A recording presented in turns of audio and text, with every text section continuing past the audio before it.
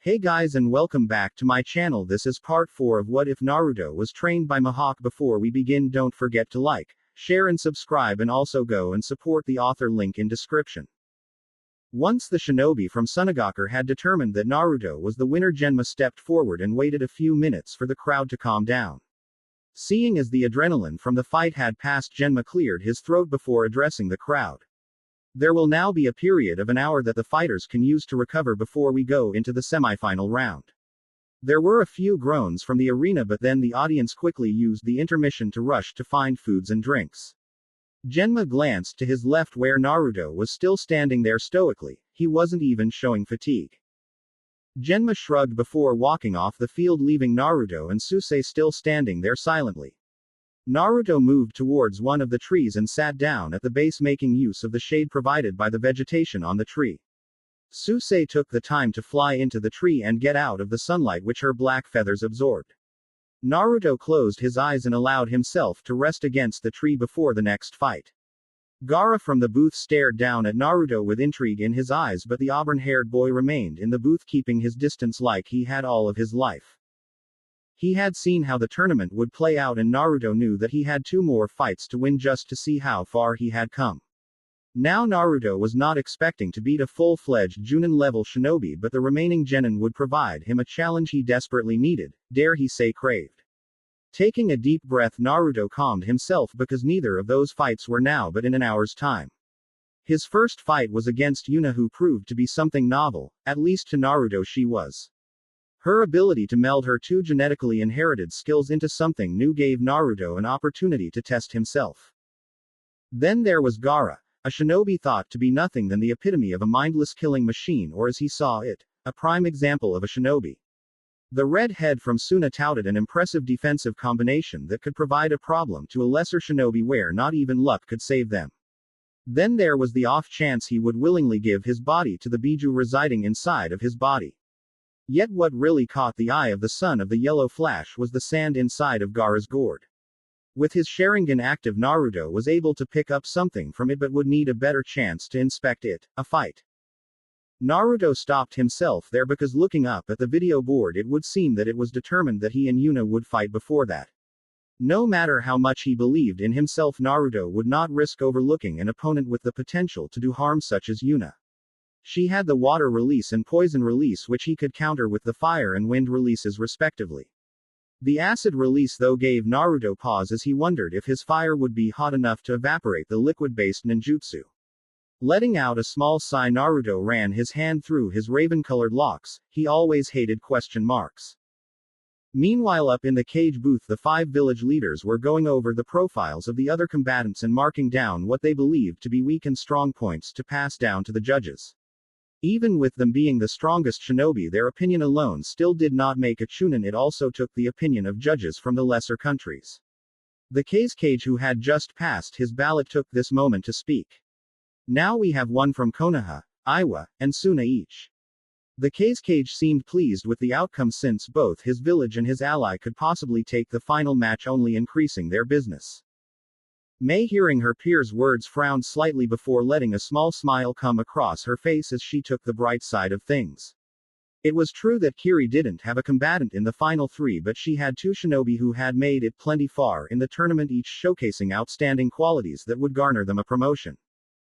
Onoki let a small gnomish grin come across his wrinkled face as he looked at the Raikage, obviously getting ready to do some classic, rubbing your face in it. Well, Raikage Dono, who do you think will come out victorious at the end? Onoki asked cheekily, knowing just how annoyed he was at not having any shinobi in the contest. The Raikage's hand clenched slightly and his brow started to twitch dangerously as Onoki took his shots at him, which he usually did. Call me petty, but I don't care all that much who wins the damn tournament now that my shinobi have been eliminated. I'm only here to keep eyes on potential enemies and the ceremony tomorrow. The Raikage admitted without even a hint of shame as he looked at Naruto sitting patiently in the field. That is the one I need to be watching. The winner of this next match won't stand a chance against Gaara. One, they will be tired from doing battle beforehand, and second, Gaara has been groomed to become the perfect shinobi. He won't lose. The 4th Wind Shadow stated confidently, ignoring the fact that Gaara had already almost lost it once. Now, Now Kage Dono, do I need to remind you that aside from the minor injuries that Chojuro had gotten on Naruto, no one has really pushed him to show anything all that powerful. Minato added, in taking pride in his son's ability with seals and ninjutsu, knowing he had always been hiding things. In the stands. I wonder how Ni-san will deal with Yuna-san's acid release. That stuff is really nasty. Naomi muttered with a small frown, remembering how the green liquid had eaten through her shinobi sandal. Now she was sure that Yuna would be using that more now that she was only one fight from the finals. I am not sure, but if I had managed to dodge that attack instead of hoping my jutsu hit Haku first, then Naruto-kun wouldn't have to deal with a fresh Gaara. Narumi muttered with a frown as her shoulders slumped down in self-depreciation. The blonde looked up when she felt a hand resting on her shoulder. Don't worry about it, Narumi-chan, because there is nothing we can do about it now. All we can do is cheer on Naruto-kun and watch as he kicks some ass. Kushina finished with a small grin, getting matching grins from her two daughters, who nodded resolutely. With their resolve reaffirmed, the three family members readied themselves to cheer for their pick. Lee was looking down towards the stadium with a barely contained excitement, which was an expression mirrored by his mentor, Guy. Yash, I shall give my all in cheering on my fellow Leaf Shinobi. Lee shouted out energetically, ignoring the ashamed looks coming from Tenten and to a lesser degree Neji. Very good, Lee. Let your flames carry your comrade to a glorious victory, and I too shall lend my flames. Guy said with the traditional good guy pose, getting an approving and slightly frantic nod from his chibi. Kakashi looked over to Guy with a blank expression, something Guy noticed, but when he looked, Kakashi was already back to being aloof. Ignoring how Guy was cursing his supposed cool, hip attitude, Kakashi looked down back at the field where both Naruto and Yuna were standing. The copy nin was watching both of them with the eyes of a hawk, but with even more intensity when it came to his sensei's son. He was definitely the most enigmatic shinobi the Leaf had in her service, even more so than himself, Kakashi had to admit. Combat field. Yuna fidgeted slightly, not even getting into a combat stance even after Genma's permission to start. Naruto, who was curious as to why Yuna seemed so reserved, had not moved in any meaningful fashion either, simply choosing to wait for Yuna to get over whatever mental block that was plaguing her. The Iwa Kunoichi glanced up to see Naruto looking at her curiously. Swallowing the lump in her throat, she glanced into Naruto's Sharingan eyes. Gaining the courage she needed, the diver helmet wearing Kunoichi spoke up. Naruto-san, I know this might be a little startling and all, but I would like to. Naruto, who was now just as confused as the rest of the people in the arena, arched one of his eyebrows. He had absolutely no idea where this was going, but it had to be important if Yuna was going out of her way to make a point of it. Naruto was also left wondering why everyone always had to be so timid around him. Then again, Naruto did admit to himself that he enjoyed watching people scurry around him, something the Kyuubi apparently found funny if the loud snort was any indication. You would like to what? Naruto asked, hoping to get the conversation going. Naruto felt something twist in his stomach when he saw the blush spread across the cheeks of his female opponent. Yuna, who saw the look Naruto was shooting her way, managed a weak smile as the heat in her cheeks only seemed to intensify. Taking a deep breath, Yuna looked back at Naruto with only a light dusting of pink on her cheeks. I'd like to get to know you better after this tournament. Yuna's request that started of quiet ended up being a small but sudden yell. The stadium was left deathly quiet as they looked down at the two shinobi who had seemed to forgotten about the Chunin exams altogether. Up in the cage booth, Minato and Onoki were both looking down at the scene playing out with disbelief.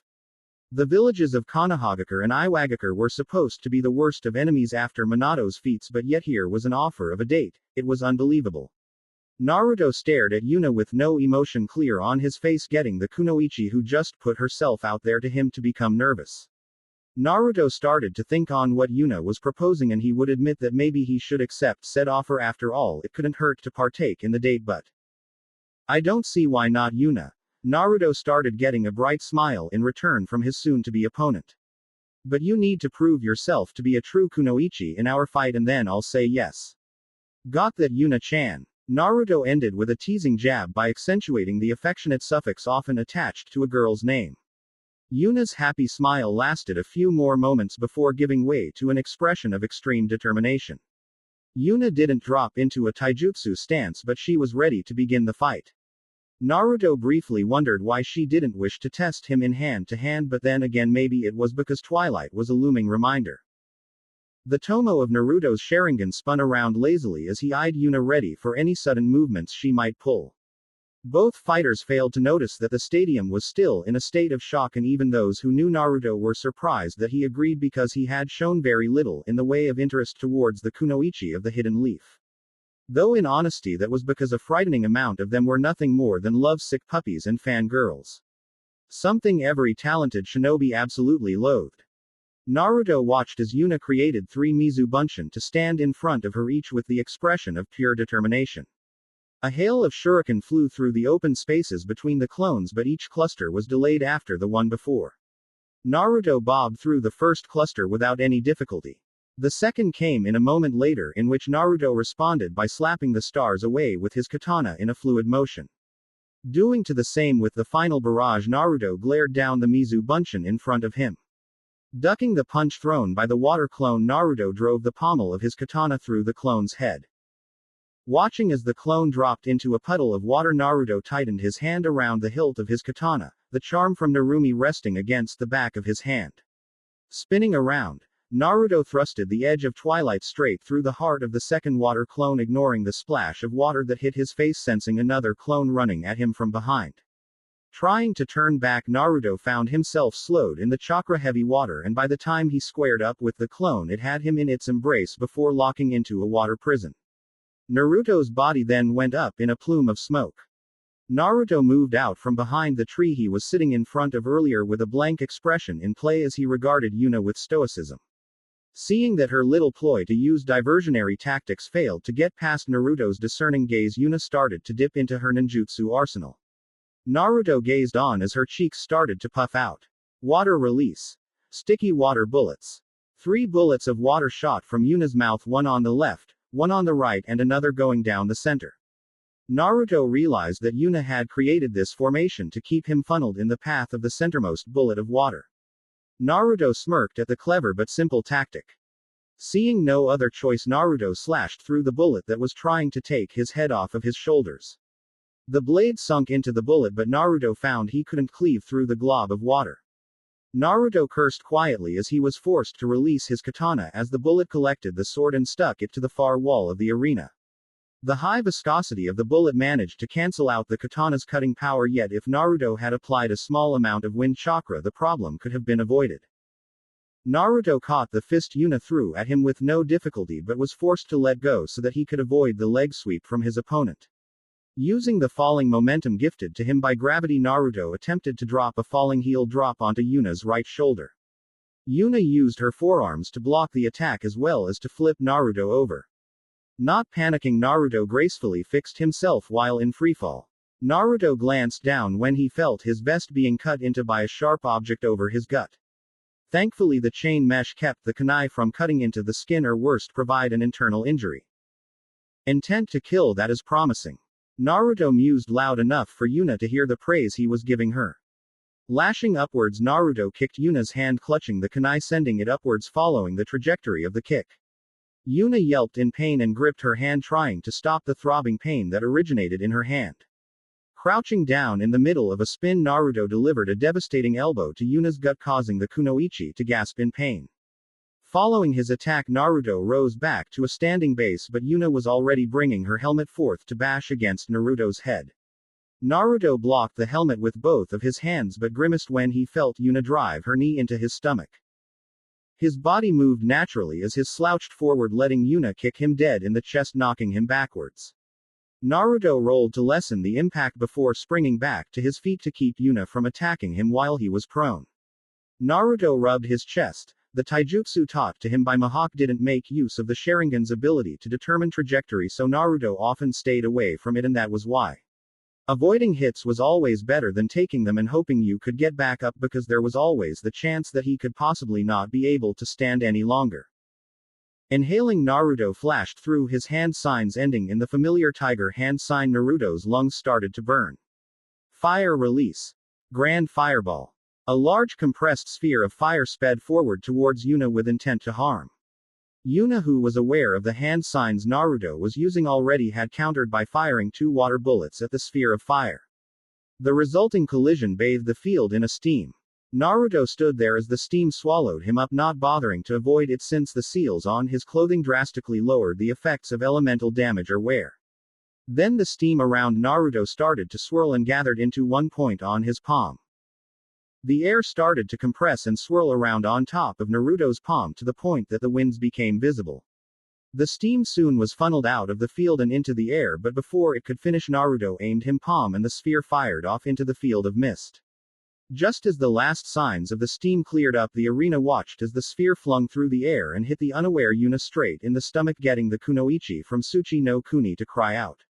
The crowd gasped seeing the kunoichi getting hit by such a fearsome attack, but then her body turned into a green liquid that splattered on the ground. Naruto guessed that it was an acid clone and waited for Yuna to reveal herself. Naruto ran to his left, getting the crowd's attention as they too were looking around for Konoha's demon's foe for this round. Just when the crowd was ready to pass it off as a futile movement, a drill of acid hit where Naruto's heels were just 2 paces ago. Naruto glanced over his shoulder, saw Yuna holding the hair hand sign. Water release. Violent water wave. Naruto hopped into a tree as the wave from Yuna pushed the liquid from the acid-based technique at force behind the watery wave, uprooted the tree and washed it towards the stadium wall as the acid remains in the water started to eat through the bark of the tree. Creating a shadow clone, Naruto gave it a silent command before leaping off of the tree, sticking to the wall. Naruto watched as his Kage Bunshin started to glow. A moment later, the clone exploded, creating a large crater in the stadium field. The water soon flowed into the large hole containing the acid to that spot. Yuna glanced towards the hole that contained her wave of water-infused acid with a small frown before glancing up at Naruto, who had just released a larger shuriken. Thinking nothing of the larger equipment, Yuna shuffled to the side, making sure the projectile sailed harmlessly to the side. A plume of smoke caught Yuna's eye and her body tensed when the large shuriken changed into a copy of Naruto. The transformed shadow clone started to glow faintly, getting the kunoichi's eyes to widen. Yuna cursed, knowing what was going to happen but being unable to prevent it. The great clone explosion went off right next to Yuna, getting her body to propel outwards like a human projectile. Naruto dropped back onto the ground, looking on coldly at the spot that Yuna landed. The stoic Naruto cracked a small smile when he saw that Yuna was beginning to stir. It would have been a shame if she was finished by a medium-quality explosion like the one his shadow clone produced. Yuna now recovered enough from the jarring explosion to stand and glare defiantly at Naruto, obviously not wishing to lose to him. Her helmet was no more than a few pieces that were littered around her on the ground, leaving her black hair to flow with the slight breeze that had been blowing all throughout the day. Naruto glanced at Yuna in her entirety and shot her a small grin. You know, that helmet of yours really doesn't do you any justice. Why not show that pretty face of yours? Naruto complimented Yuna, enjoying the slight flush that came to her cheeks from his praise. Well, I'll keep that in mind for the date that I still have to win. Yuna replied with a small smile, seemingly not recognizing her own words. Naruto tilted his head to the side with a mock expression of befuddlement, that coupled with his Sharingan gave it a very odd appearance. Blinking a few times, Naruto pursed his lips. So you do want a date then? Naruto asked, with his head tilting to the other side with a questioning expression on his face. Yet inwardly Naruto was grinning, since he loved playing mind games with his opponents, much like his sensei, Itachi. Naruto was glad that Yuna didn't use the word date before, because it gave him ammunition for his little game. Yuna's glared at Naruto even harder, but the amount of intimidation in the heated glare was cut in half by the blush that adorned her cheeks. Shut up and fight. Yuna growled, going through a complex series of signs faster than she was earlier. Naruto's cursed eyes took in the sight of a large, green dragon spinning around Yuna before glaring at him, much like its master was doing. This dragon, though, was different than the dragons used in the competition thus far. Unlike the dragons before that were more along the veins of a reptile, this dragon took more after an Eastern Hemisphere perspective of a dragon. Acid release. Fury of the Emerald Dragon. Then again, there is the downside of insulting your opponent. That, of course, is when their skills sharpen with their anger instead of becoming sloppy. Naruto groaned inwardly as he glanced at his surroundings. Seeing no way to be able to outrun the large acidic creature, Naruto started his own hand signs in a last-ditch effort to stop from being burnt by the acidic properties of Yuna's chakra. Holding the horse had sign Naruto begun to knead his chakra as the dragon lunged towards him. Fire release. Majestic flame destroyer. Naruto breathed out his chakra, which took the form of fire. The thin jet of fire branched out into a wall of fire that engulfed the dragon's body before it could tear into Naruto. Naruto was disappointed by the scale of his jutsu despite it already being a formidable size. Naruto could see the steam rolling towards him, but he knew this steam would be poisonous to his body. Not wanting to give Yuna an advantage, Naruto used his high level of wind manipulation to funnel the steam out of the immediate vicinity. Naruto could see that Yuna was still holding her hand sign despite how the intense flames of his jutsu destroyed it completely. Try and survive this, Naruto, because I really want my reward. Acid release. Return of the Emerald Dragon. Naruto arched an eyebrow at Yuna, wondering what she was doing, forgetting that he was standing in front of the crater he made earlier in the fight. The same dragon from earlier rose from the watery depths, using every liquid ounce to sustain its form before barreling into Naruto's unguarded back, getting the Sharingan-wielding shinobi to growl in pain as he felt the acidic qualities of the jutsu start to burn through the chan mesh he wore, and in just a few moments. In the stands. Naruto-kun, Ni-san. Was the simultaneous shout from Kushina, Narumi, and Naomi as they watched on in worry as Naruto's body was knocked forward from the acid release user's jutsu. Naomi clenched her fists, knowing just how dangerous that Yuna's moves could be after witnessing what they could do firsthand. They could see that both his vest and chain mesh were already being eaten through. They were glad though that Naruto's attire covered up pretty much all of his body. That is going to be painful. Why? Because I doubt even the most poisonous of the insect species could neutralize that acid. Shino added in with his own brand of logic that didn't do anything to calm down those worried for Naruto's safety despite it being true. Hiba, who was seated next to Shino, grinned seeing Naruto take another hit but kept his mouth shut so that Naomi or Narumi didn't hear him. The kid is in a tough spot. Asuma agreed with a small nod, wincing at the sight of Naruto's skin being burnt through by the greenish liquid. The sight even got the chain smoker to pause his nasty habit in favor of watching the intense battle between two obviously capable genin, soon to be chunin. It looks bad, but don't count out that troublesome guy just yet. He always seems to have a backup plan even if it doesn't look like he has a plan in the first place. Shikamaru surmised confidently, getting a nod from his best friend who also knew just how clever Naruto could be. The rest of the genin didn't look as confident but watched to see if Naruto would prove the Nara genius right. Combat field. Kyuubi, can you stop that acid from getting any deeper into my body where it will be proved to be problematic? Naruto asked while glaring down Yuna, ignoring the searing pain that spread throughout the back of his body. He was already trying to layer a thin film of flames on the acid to burn it away, but it wasn't enough to stop the burning green liquid. Naruto realized just how truly deadly Yuna's jutsu could be with just a scratch. The Kyuubi, who was watching his container from behind his cage, gave a small snort when he heard Naruto's request for aid. Personally, the large chakra being saw no reason to help his container just because he got careless. Why would I help you? Just because you can't beat this human? The Kyuubi asked, seeing if he could get his container to get angry and maybe lose control of those emotions he kept so closely guarded and out of its realm of manipulation. Naruto had to stop himself from making his groan audible because it seemed that this time of all the times the Kyuubi had decided to be stubborn. Not having enough time to argue with his Biju, Naruto said the first thing that came to his mind. Fine then, when the world sees that the one tail has made further than the 9 tails and says that Shukaku is stronger than you, don't start complaining to me. Naruto retorted heatedly as he tried to think of another way to try and neutralize the acidic compound eating through his skin and soon to be eating through his bones and organs. The Kyuubi lay there in silence as he watched Naruto gnash his teeth, trying to figure out he could overcome the acidic liquid that latched to his body. Snarling behind the bars, the Kyuubi had made his decision. Fine, I will help you, you insolent whelp. However, if you get hit by any more of this acid, if you do, then even I will not be able to help you. The Kyuubi growled as his chakra began to heal the damage even faster than it could be done.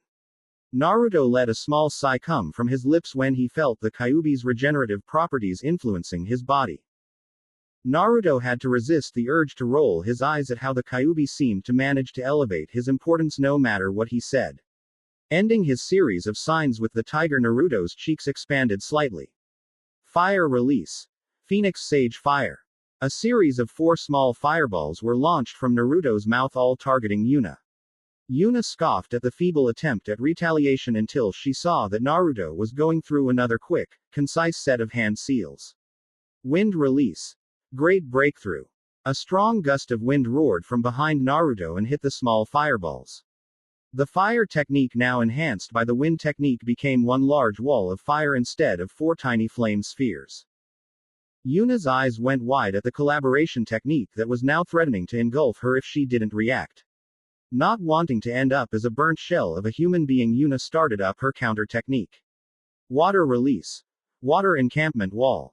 Yuna shouted out frantically, only breathing a sigh of relief when she heard the hiss of Naruto's fire release jutsu hitting the water wall, protecting her from the fiery onslaught. Waiting a few moments to ensure that the fire was put out, Yuna then dropped the water wall. Yuna could see that Naruto continued to watch her keenly as she tried to hide her exhaustion from his prying eyes. Naruto meanwhile was having a small yet scolding talk with himself as Yuna glared competitively at him.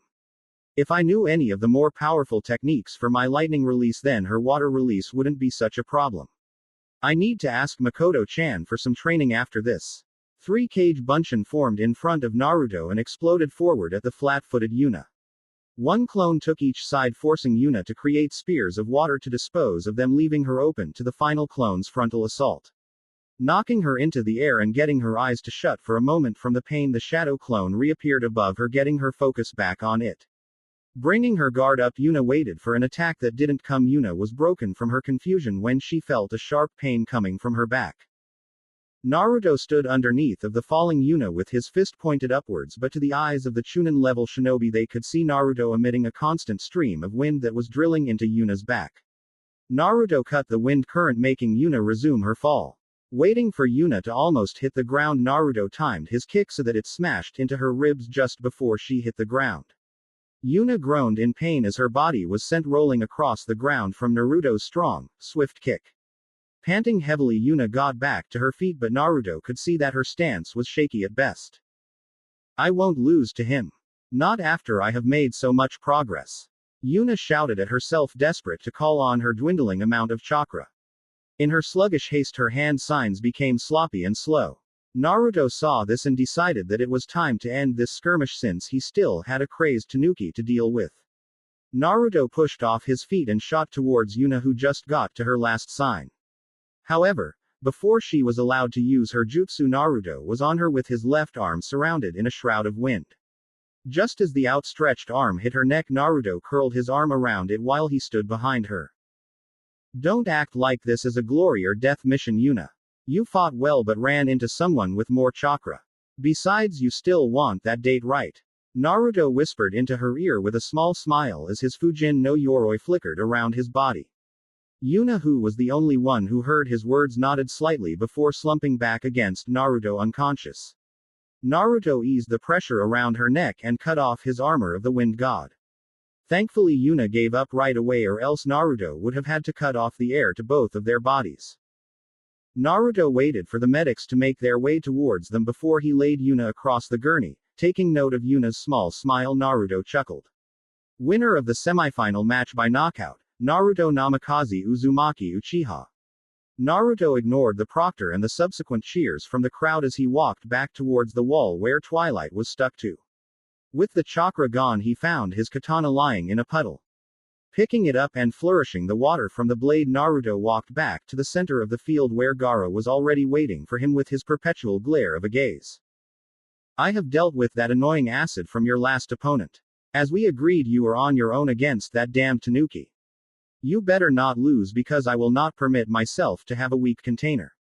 Naruto ignored the prideful and stubborn ramblings from his furry fox demon in favor of staring down Gaara with his Sharingan. Naruto could feel the unease that was rolling off of Gaara's person. It was almost like the auburn-haired Jinchuriki was conflicted due to the prospect of a fight. I got it, Kyuubi. Just do whatever it is you do when you aren't helping me out with something. Naruto said casually before cutting the mental link just before the Kyuubi could get in a prideful shout that would most certainly end with an insult directed at him. Kage Booth. Your son has quite an impressive amount of control over the elements of fire and wind. That it could be even considered Junin level. Onoki complimented Minato begrudgingly since it was pointless to deny just how impressive of a performance Naruto had put together on the field below. Minato smiled slightly while nodding his head subtly. Yes, Naruto has shown a great amount of promise just like Yuna had done with her Kage Genkai. Just seeing the damage it could do is truly terrifying.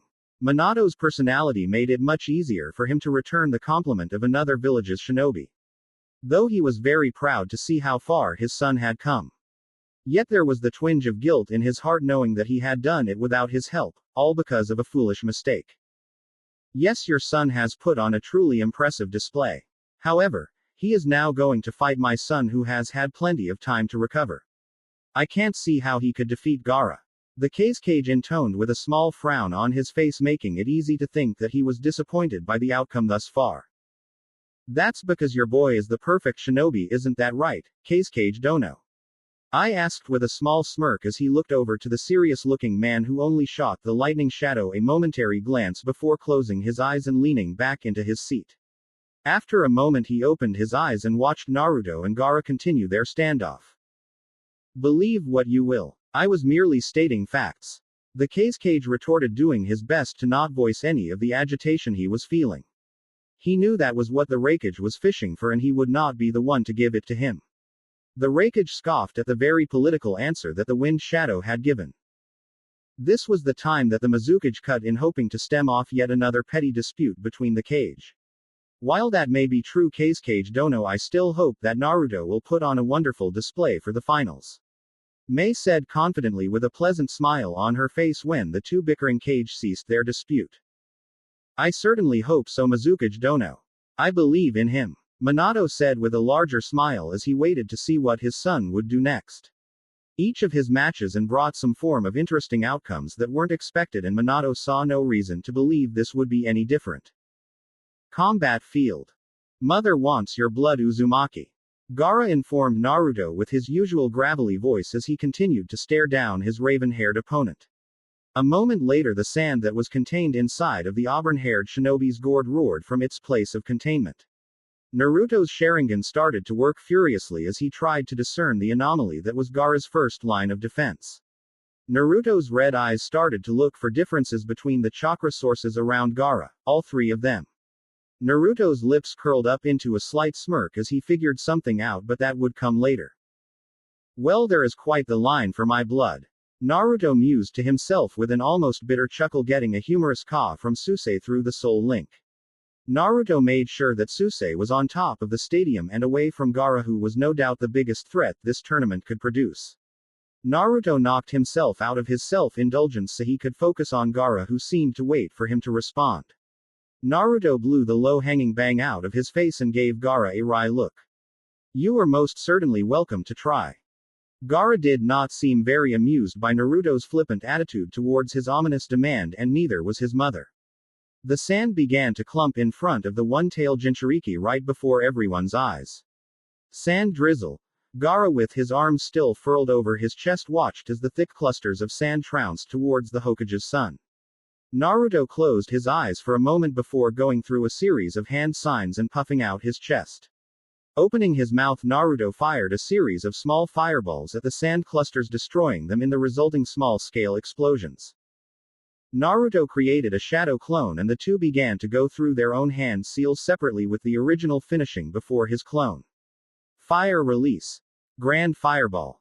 From Naruto's mouth came a modest fireball that traveled towards Gaara, who looked disinterested at the feeble attempt to harm him. Wind release. Whirlwind fist. The wind jutsu then fed into the fiery ball, making it expand mid-flight. Gaara, who now registered Naruto's two jutsu that worked in collaboration as a threat, used his sand to create a wall to defend himself from the searing combination. Unseen to the rest of the living population in area, Gaara grit his teeth as his sand held firm against Naruto's attempt. Breaking through the fire, Gaara's sand swarmed Naruto, who was forced to quickly substitute himself with a log or suffer the crushing demise that his substitution log had just suffered. The sand didn't even spare a moment as it flung itself at Naruto, who was forced to backpedal away from the persistent sand. Reaching past Twilight which hung on his hip, Naruto gripped a handful of kunai and tossed them towards the motionless Gaara, but found himself to be frowning when the sand that was attacking him caught the kunai before they could get anywhere near his opponent. The sand sprung upwards and was moments from crashing down on Naruto when he cocked his fist back. A large amount of wind began to rush and whip around Naruto's fist as he harnessed the energy. Just as the sand began to start to fall towards him, Naruto thrusted his fist out and watched as the wind ripped through the sand and hit Gaara in the chin, making his head snap back from the force of the attack. The sand froze mid-motion before it rushed back towards Gaara to resume its defense of the Sunagaku Jinchuriki. Naruto noticed how ready the sand was to return to Gaara's defense, and it verified his belief in his earlier hypothesis. Gaara could feel the pain on his cheek from the blunt but effective wind-enhanced strike thrown by Naruto. He was not using his usual sand armor because the fight earlier in the day with Yugito took a surprising amount out of Gaara, and fixing then applying the armor would be very chakra taxing. Now his blood was boiling as Naruto threatened to end his existence, something he would not give anyone the pleasure of doing. Meanwhile, Shukaku was ranting on how Gaara needed to kill Naruto and take his blood. The One-Tail's hatred for the Nine-Tails coming through, not that Gaara knew that was the reason for his mother's livid behavior. No, I refuse to forfeit my existence to you. I will kill you and then your blood will saturate my sand Uzumaki. Gaara roared with anger and rage, filling his usually void eyes as his sand began to stir violently around him. Naruto remained calm as he decided to try something invasive. Who is telling you that I wish to kill you? Who is telling you to take my blood, Gaara? Naruto asked with a calm tone as his Sharingan bore straight into Gaara, who returned the stare with a menacing glare of his own. Naruto knew the look, a look of hatred directed at those who saw he and apparently Gaara as less than the dirt they walked on.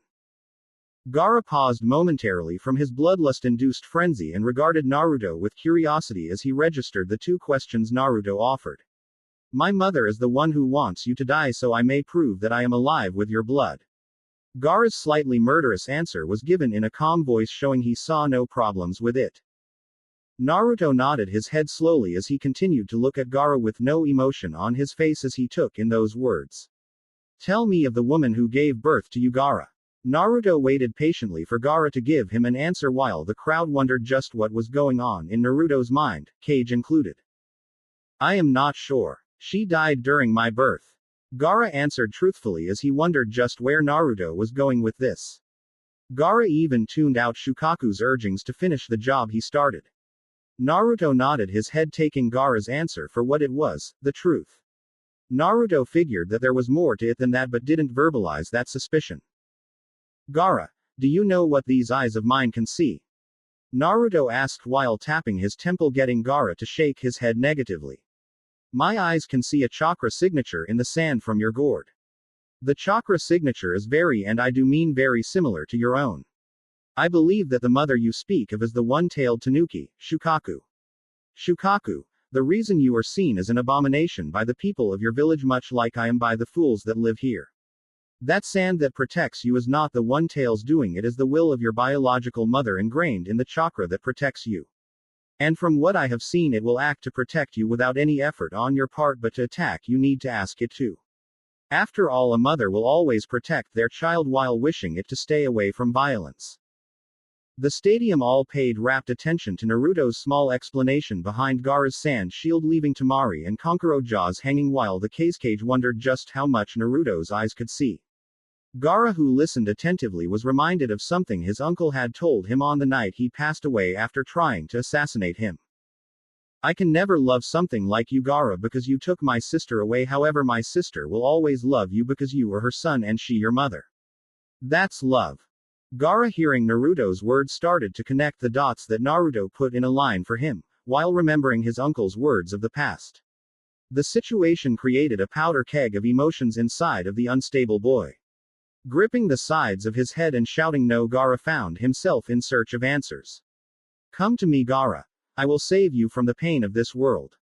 I will accept you. Shukaku manipulated his voice to that of a woman who was caring and loving. Hearing the soothing voice, Gaara nodded stiffly, and soon his sand formed into a solid cocoon around him. An eye formed from the sand and glared at Naruto. Naruto glanced at the eye as did the rest of the people in the arena before returning his eyes towards the egg-shaped sand dome that concealed Gaara from the world. Naruto arched an eyebrow at the strange tactic. I hope he doesn't expect me to just watch him power himself up. Naruto murmured to himself as he went through 3 hand signs and brought his hand up to his mouth. Wind release. Drilling air bullets. 3 bullets of wind shot from Naruto's open mouth and ripped right through the sand defense like a flimsy piece of paper, sending Gaara out the back of the sand dome. Gaara got back onto his feet after being blasted by the air-based attack with his shoulder bleeding from Naruto's last attack. Gaara glared at Naruto, but his eyes were no longer pale, and void but black with golden cross pupils. The black rings around his eyes were much darker now, and he had tanuki ears coming from his hair. Do not underestimate my desire to live. I will be alone in the world I create. The blood-chilling screams sent shivers down the genin who were former competitors, while looks of concern passed across the faces of every shinobi in the stadium. Naruto, for the first time in the tournament, visibly recoiled from the desperation in Gaara's voice. Throwing his arms out, Gaara's gourd of sand dropped off his back and pooled around his feet, rising past his knees. Naruto was forced to leap on to a wall as sand flooded the area around Gaara, coming from each corner of the stadium. The sand quickly spun violently until it formed a tower that easily surpassed the stadium in height. After a few tense minutes, Naruto's expression quickly shifted to disbelief and shock as a figure started to crawl from the tower of sand. It can't be, he is. A bulky arm came from the wall of sand near Gaara's body, which was floating in the center of the sand tower, still visible. A head soon followed the emerging arm, marked with a strange pattern decorating both the arm and head. The head quickly had grown ears, a jagged mouth, and the same eyes that Gaara was currently displaying. The sight of a half-formed Shukaku roaring out, shaking the stadium, froze civilian and shinobi alike. The amount of bloodlust the creature was giving off was enough that someone could drown in it. The children in the audience were all shaking in fear at the sight of the sand monster. Flexing the claw at the end of its lone appendage, the Shukaku gave a menacing grin as its stomach and upper body became stable out of the grains of sand. Gaara glared down at Naruto as his mother made her appearance behind Gaara like a spirit materializing behind its avatar.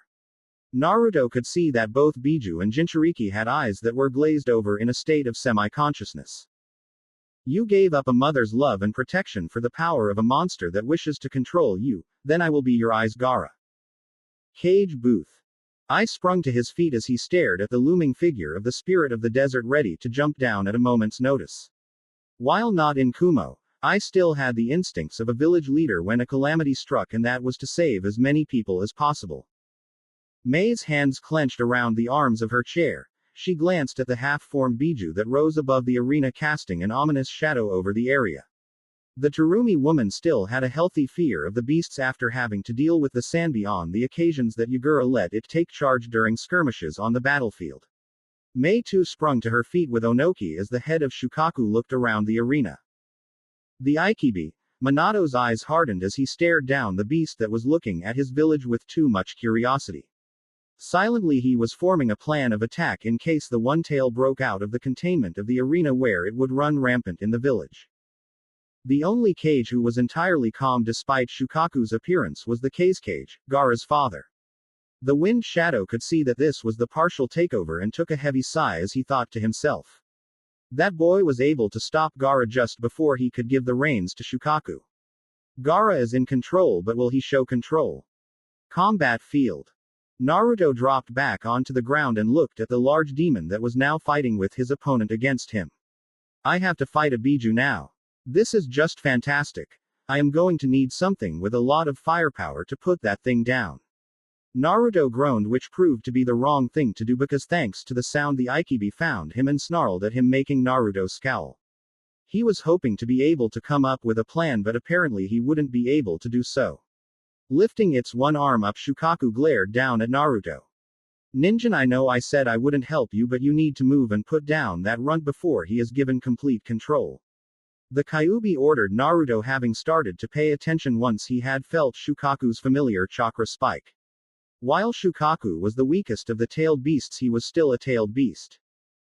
Dai Uzumaki. Let me see your blood. Wind release. Drilling air bullet. Unlike when Naruto used the jutsu Shukaku slammed his arm into his gut creating the same jutsu, yet his was much larger and faster. Naruto saw the fierce gale of wind ripping through the field as it approached him, showing that maybe speed was genetic as he sped away from where he was standing, avoiding the Tanuki's first strike. Naruto was forced to get closer to the large sand monster as it continued spitting tornado force winds at him. Reaching out with his massive claw, Shukaku swiped at Naruto, making the raven-haired shinobi leap to side in a hasty retreat. The ground was left with 3 scars cutting deep into the soil like shallow canyons. Shukaku let out a dark chuckle as he watched Naruto continue to run away from him like the insignificant rat he was perceived as. Jumping on the back of the massive Tanuki's palm, Naruto was flung high into the air when it ripped its claw from the earth. Naruto, now even with the Tanuki's face, took a deep breath before exhaling. Wind release. Drilling air bullets. Naruto shouted as 2 spheres of wind slammed into each of Shukaku's eyes, making the monster cry out in annoyance. Acting on instinct, Shukaku flicked his arm out as defensive mechanism for his temporary blindness. Naruto had no chance to dodge while in midair and was sent careening into the few trees that were left. Naruto cried out in pain as he felt his shoulder dislocate and his arm break when he landed on the ground. Naruto willed himself back to his feet and glared at the monster that was gripping its face in annoyance. The raven-haired crow summoner had to admit that Shukaku was very sturdy. Naruto began to do seals with one hand but was forced to repeat the process to do the jutsu properly. Fire release. Majestic flame destroyer. Naruto exhaled, shooting a wide wall of flames towards Shukaku. Unfortunately for the Sharingan wielder, the sand demon had just regained his vision and laughed at the measly jutsu Naruto had used, at least in the sand spirit's perspective.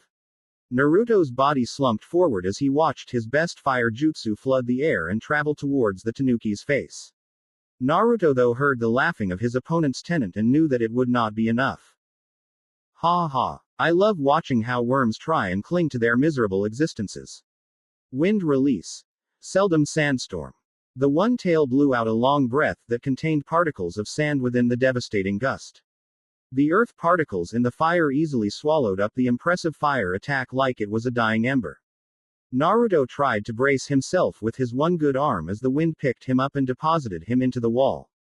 Naruto pried himself from the wall and dropped onto his feet with a pained groan, his head bleeding and an arm hanging limp at his side.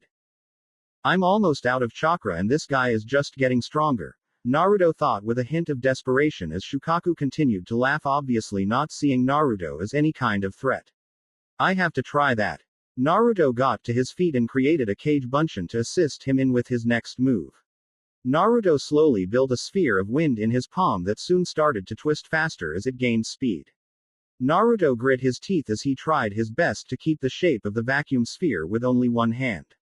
The sphere floated out into the air just in front of Naruto, where soon a ball of flames hit the sphere, courtesy of a clone. But the flames and sphere didn't explode, instead a supercharged flame was created in spherical form. Now for the last touch, Naruto told himself, panting heavily as some blood dripped into his mouth. Positioning his pointer and middle fingers so that they were aimed at the self-containing fire sphere, Naruto released a small bolt of lightning that fused easily with the sphere of fire. A cackling was heard when the lightning coursed around the sphere, getting Shukaku to stop laughing and look at the attack, as was the rest of the arena. The air that sphere manipulated around it carried the massive bomb towards Gaara. Shukaku, who was too busy dealing with curiosity, realized what was happening and curled his body around Gaara, trying to save his container from death while believing he could handle the worm's jutsu. Please finish this. Collaboration technique. Judgment of the Scorned. Naruto limped towards the edge of the arena and braced himself for the inevitable impact of what would be his last attack, one way or the other. The next second, a truly massive explosion shook the entire stadium and the blocks around it, with the tremor rivaled by a massive shift in the Earth's core when the sphere of fire and lightning-enhanced wind expanded, releasing all of the energy stored in the technique at once. The only sound that could describe what was heard would be the sound of thunder accompanying a lightning bolt. The people in stands cried out in shock when the strength of the shockwave picked some of them up from their seats. Even the Kage had to use a startling amount of chakra to brace themselves from the force of Naruto's technique. No one in the arena could see a thing as a bright light blinded everyone in the arena after the jutsu's detonation. It took a few minutes for the light to fade and return visibility to the arena as a wind blew away the dust that was kicked into the air from the explosion. The arena looked on in awe as the once full field was reduced to nothing more than one large, smoldering crater. The only places that were unaffected were the fringes of the field where Naruto and the proctors were standing. Knowing the events of his jutsu were done with, Naruto dropped into the crater. That wasn't even its full potential. If I had both arms, then I could have made the vacuum sphere more refined and more powerful. Naruto got to the center of the crater where Gaara's unconscious body was lying. Trying to get close to his fellow container, a wave of sand was what greeted him. I was just checking on him. I have no plans to harm your son any further. It is impressive what a mother's love can stand, and that includes death. Naruto said, looking at the sand that still floated around Gaara like a veil. Naruto ignored that he was called the winner and he was being lavished with cheers. Gaara, you have love from a mother even while she is dead, while I was given nothing, Naruto muttered bitterly as his body started to shut down. Just when he thought he would collapse on the ground, Naruto was caught by the sand that was protecting Gaara and was lowered to the ground. Naruto could feel an odd warmth coming from the sand, and just before he went unconscious he could have sworn he heard a woman's voice. You're not alone. A pair of bleary blue eyes opened up and blinked once, trying to find its bearings as they found themselves looking up at a white ceiling and a panel of light that was directly over them. Naruto tried to stir himself awake but found that he could only move his left arm freely. Oh, that's right, I broke an arm against Gaara.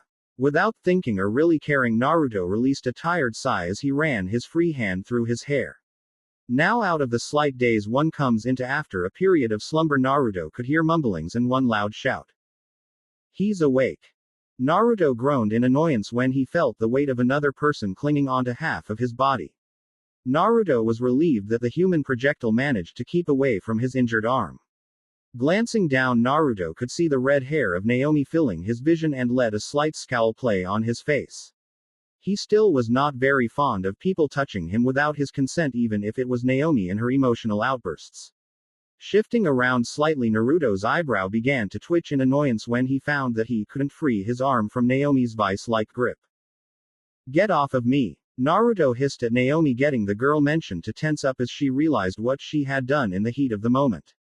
Naomi quickly got off of Naruto with a sheepish grin as she rubbed the back of her neck. Naruto let out another sigh as he found himself too tired to even be angry at his emotion-ruled sister.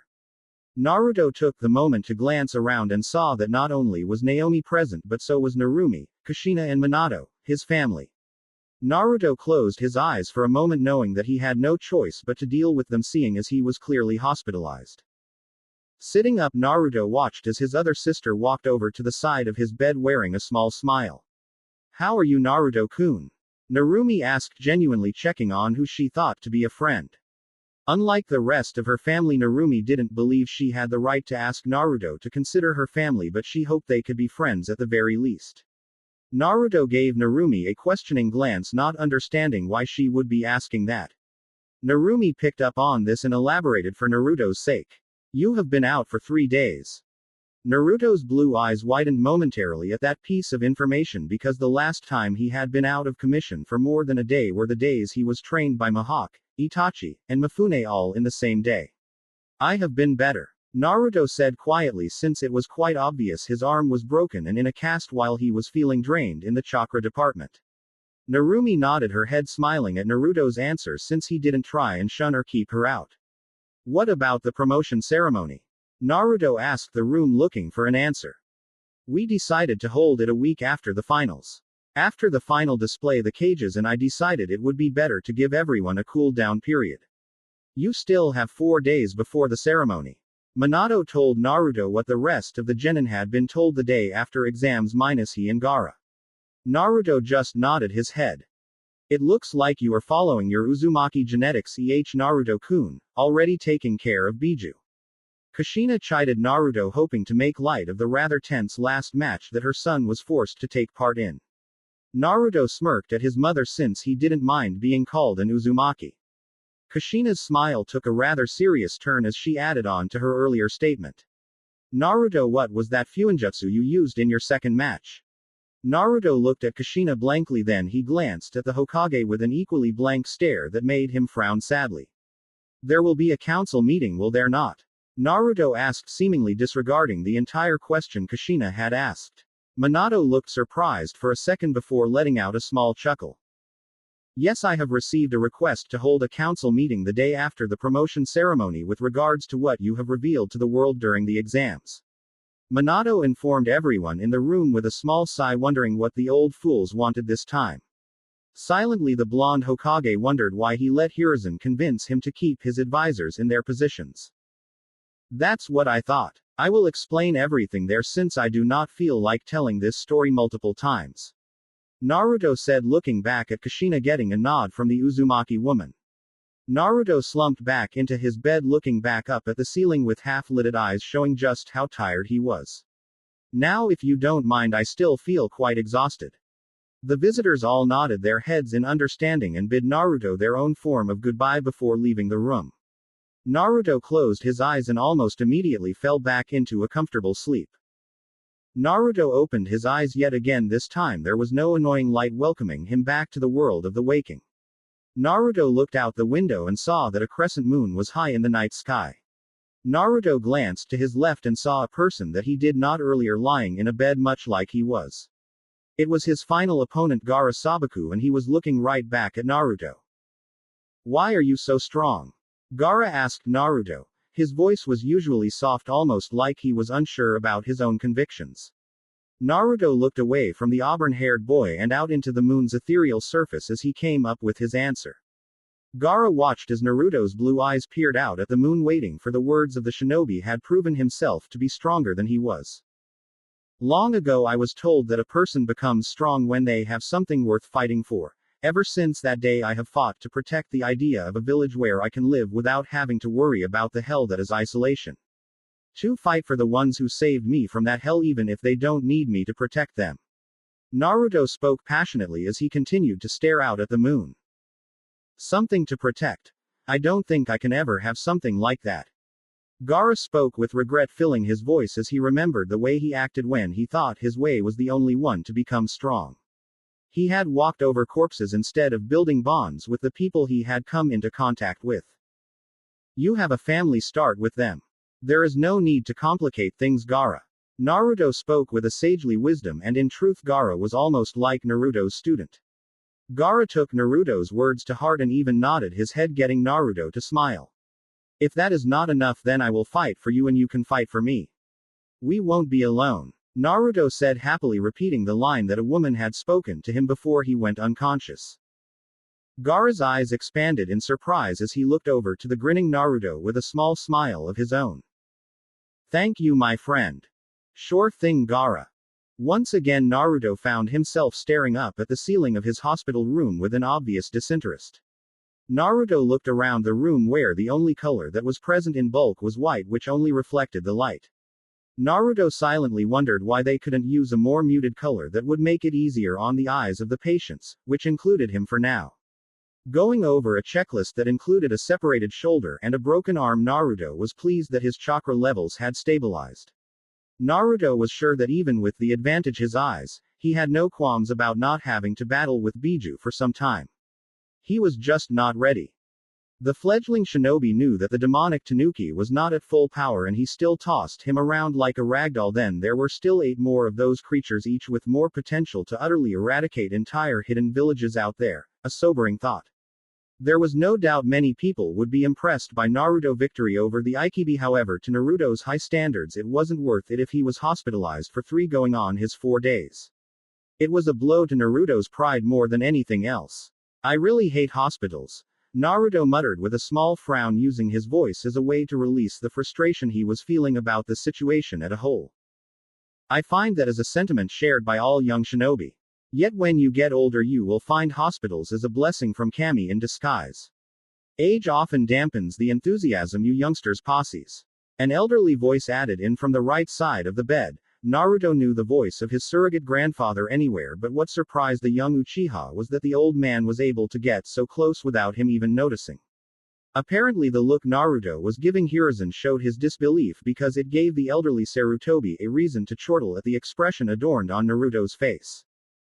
Naruto-kun, I am known as the god of shinobi for a reason. There is no need to be so surprised. I would have been more surprised if you had managed to sense me. Hiruzen spoke wearing a teasing grin as he reached behind him and came back with a red fruit. Apple. Hiruzen offered with a grandfatherly smile that made Naruto respond in kind. Naruto took the apple with his good hand and observed the apple for a few moments before chuckling, getting Hiruzen to arch an eyebrow. These are supposed to keep the doctors away, but I suppose it is too late for that, no. That piece of humor gave Hiruzen a good laugh as well as Naruto bit into the flesh of the apple, putting some nourishment into his stomach. So old man, whatever Naruto was about to say was cut off as Hiruzen's hand blurred from vision and landed on the top of Naruto's head with a swift chop. Naruto's eyes scrunched close in pain as he gave a small cry of pain. Opening his eyes, Naruto glared at the former Hokage with his blue eyes both angry but joyful. What was that for? I always call you that. I know, Naruto-kun, it is just fun to be able to do that. Hiruzen said with another hearty laugh as Naruto gave a small mock scowl. Hiruzen just ignored Naruto's fake protest, getting Naruto to mumble affection insults about his age. Hiruzen, now done with having his small amount of fun, looked back at Naruto, giving him his full attention. Right. Well, as I was going to say. Where were you, old man? I couldn't find you anywhere in the stands during the fights. Naruto asked of the former Fire Shadow, getting the Sarutobi clan head to nod since he was not present during the fighting, but he was able to see the replays and hear the buzz around the village. That's because I wasn't. I and a few other Sarutobi clan members, as my guards, were on a political mission to Kusagakure, where there have been some border tensions as of late. Hiruzen said after finishing his own apple, since he couldn't smoke in the hospital, seeing as it would be detrimental for a patient's health. Naruto nodded his head, since Konoha had always tried to be peaceful, or so it was said, so it made sense to send a powerful shinobi to try and curb off the violence before it could truly begin. Putting away such dark matters for another time. I came upon an interesting piece of information saying that you had defeated Shukaku in the final fight of the exams. That is no small feat. Hiruzen spoke absent-mindedly while stroking his chin, but there was no small amount of pride in his voice. Naruto could feel his heart swell when he heard Hiruzen's indirect praise of his skills. Naruto remembered what Mihawk had told him about an inflated ego and decided to try and play what he had done as unimpressive, because he knew that it was luck that Shukaku wasn't fully out and about in the fight. Not really. I mean, the one tail wasn't even fully formed and it was still smacking me around like a child. Naruto admitted, clenching his fist around the bed sheet that laid over him. Hiruzen was looking out the window at the village but nodded his head, agreeing with Naruto's honest assessment, but he thought it would be for the best if he pointed out just how impressive it actually was. That may be true, but remember that you are only a genin, Naruto-kun, and for a genin to defeat a half-formed Biju is nothing to scoff at. Hiruzen praised the younger shinobi, getting Naruto to give him a vulpine grin. Then there is that explosion you set off in the center of the arena. Maybe that was a bit excessive, don't you think?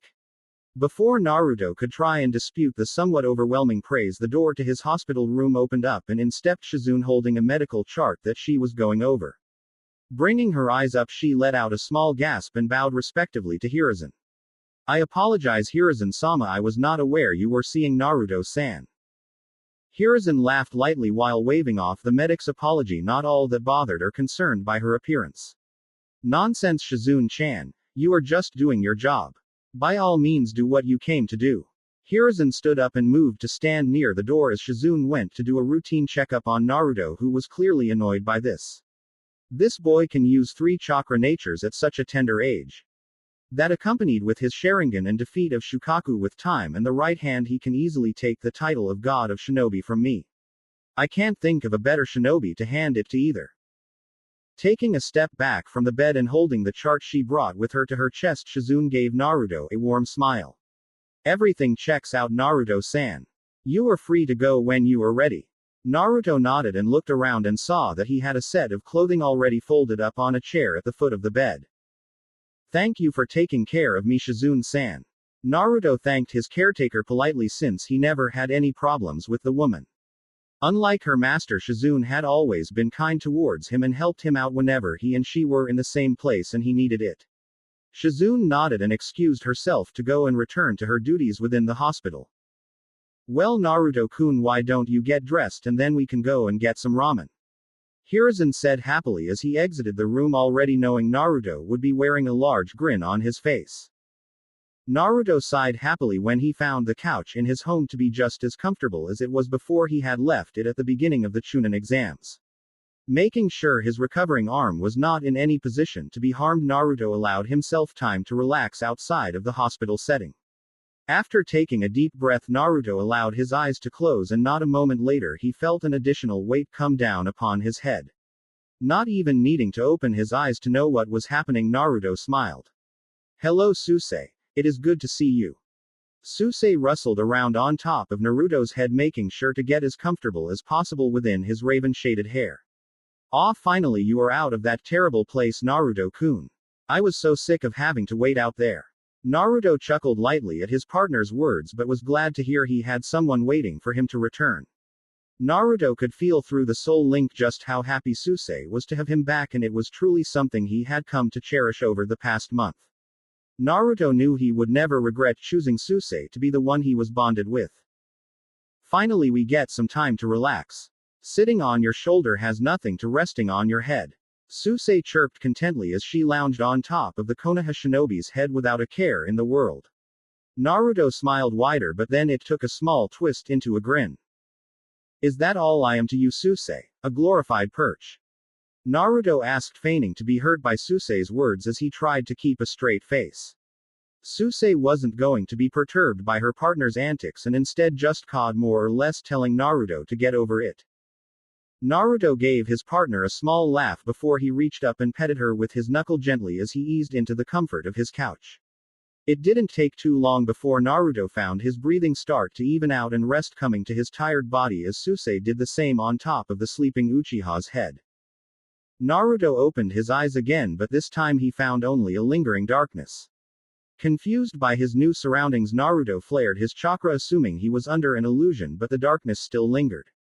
The only added effect of using his chakra was that Naruto's Sharingan roared to life, the red seemingly glowing in the infinite darkness. Reaching up, Naruto also found that Susei was not on his head. Naruto took a few steps in the direction he was facing, but there was still not a single sign indicating light was even existent. Growing more and more frustrated at the infinite amount of darkness, Naruto shouted into the distance. "What is this?" "This is what you see," a voice echoed across the infinite plane of darkness, getting Naruto to tense and immediately fall into a combat-ready stance. Naruto glanced around him, checking each direction for the source of the voice. Finding nothing, Naruto couldn't help but scowl at the situation he found himself in. "Who are you?" Naruto demanded, his body still ready to deal with any possible threat that dare appear before him. Swerving around when he could have sworn something brushed past him, Naruto glared at the darkness. "What do you mean this is what I see? I can see much more than a bunch of darkness," Naruto challenged, starting to lose his usual calm demeanor much quicker than he would normally. "There is the arrogance that plagues you. You have never truly seen the world, Naruto. You may have seen more than those around you, but you can't see it all." The voice returned with a scathing assessment of what Naruto was, getting the Kyuubi's pseudo-container to scowl deeper at the darkness. Naruto felt that assessment was so far from what the truth was about him. "Arrogance is what has sunken its fangs into Sasuke, not I, and there you go saying I can't see but my eyes are far from average." Naruto protested heatedly at seemingly nothing, but he felt as if he was being watched, evaluated. It irritated him that he was still in a helpless position after all he had done to get stronger.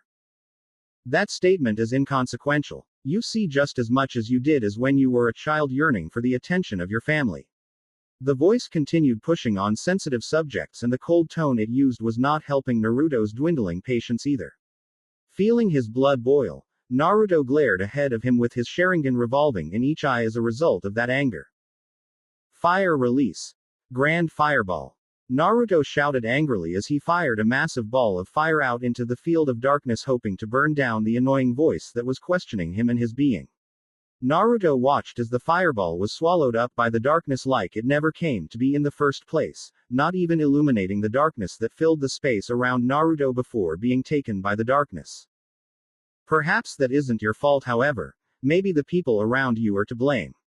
A prime example as to what I am saying being your two senseis, Mihawk and Itachi. Where before the voice was directly addressing Naruto, no, it sounded as if it was making a simple, speculative statement. Naruto's body began to tremble with anger as the voice insulted two of his most precious people. I won't sit here and let you talk poorly about them. They saved me from that hell of a childhood. What would you know about any of that? You won't even show your face, coward. Naruto shouted, not able to take the bad mouthing that was being dished out to his senseis, especially when they weren't present to defend themselves. I have nothing more to tell someone who isn't listening. Enjoy the darkness that clouds the world, and when you come back, maybe those eyes of yours will be clearer. The even voice said, dismissing Naruto, leaving him to his own thoughts. Naruto stood there demanding the voice return and give him a straight answer, but to no avail. Naruto shot up from the couch, his eyes opening in a hurry as he gasped for air after the experience he had just taken part in. A small bead of sweat made its way down the side of the young shinobi's temple as his breathing started to calm down. Looking around and finding himself back inside of his apartment complex, Naruto allowed himself to relax. Looking outside of the window, Naruto saw the sun was a little lower than it was earlier, but not ready to go down, not really giving him an accurate time frame for how long he was asleep.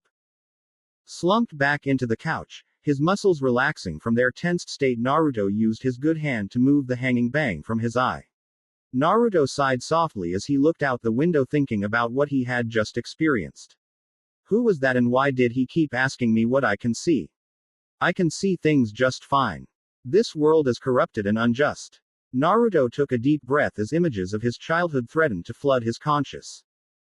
Naruto took twilight from its resting place next to him and rose up into the air, getting the sunlight to gleam off the metal, making it shine brilliantly. In the reflection on the metal, Naruto's eyes could be seen shifting from an azure blue to a bloody red. With his Sharingan spinning as he stared deeply into the metal, Naruto's hand tightened around the sword. I'll use my strength to fix those problems, at least in this village, and maybe on a grander scale. Naruto added in when he actually thought about the proposition of cleansing the corruption of the current system. Naruto cut the flow of his chakra to his eyes, letting the red recede back to his original blue eyes as he put twilight back where it was resting. Naruto stood up and went to the bathroom to wash up, which he found to be very difficult with one arm and hand. After the fiasco of trying to maintain his hygiene and getting dressed, Naruto walked back into the living room. Just as Naruto was about to sit down, there was a knock at the door to his compound. Naruto groaned silently as he glared at the door in annoyance. Please, not Anbu. Naruto pleaded mentally as he walked towards the door. With each step, his trepidation grew and grew. Placing his hand on the handle of the door that had the kanji for lock on it, Naruto plastered on his stoic look before opening the door to greet his visitor. Naruto arched an eyebrow at his visitor, curious to their reason for coming to see him, especially since he only wanted to rest at the moment. The person standing across from him was not an Anbu but his opponent for the semifinal match, Yuna. Of course, the raven-haired swordsman was curious to find out how she found out where he lived. Naruto stared at Yuna for a few more moments before speaking. It's nice to see you again, Yuna. May I ask how you found out where I live? Naruto asked, his voice not giving away any amusement or annoyance. Yuna averted her eyes from Naruto since he made it seem like she was stalking him like a lost puppy. Smiling at Naruto, Yuna laughed slightly at Naruto's question in a way to put herself more at ease. Well, I bumped into this kid and he was talking about you and kind of gave away that you lived in this apartment. I think his name was Konohamaru. Yuna mused, cupping her chin with one of her hands, looking up into the sky.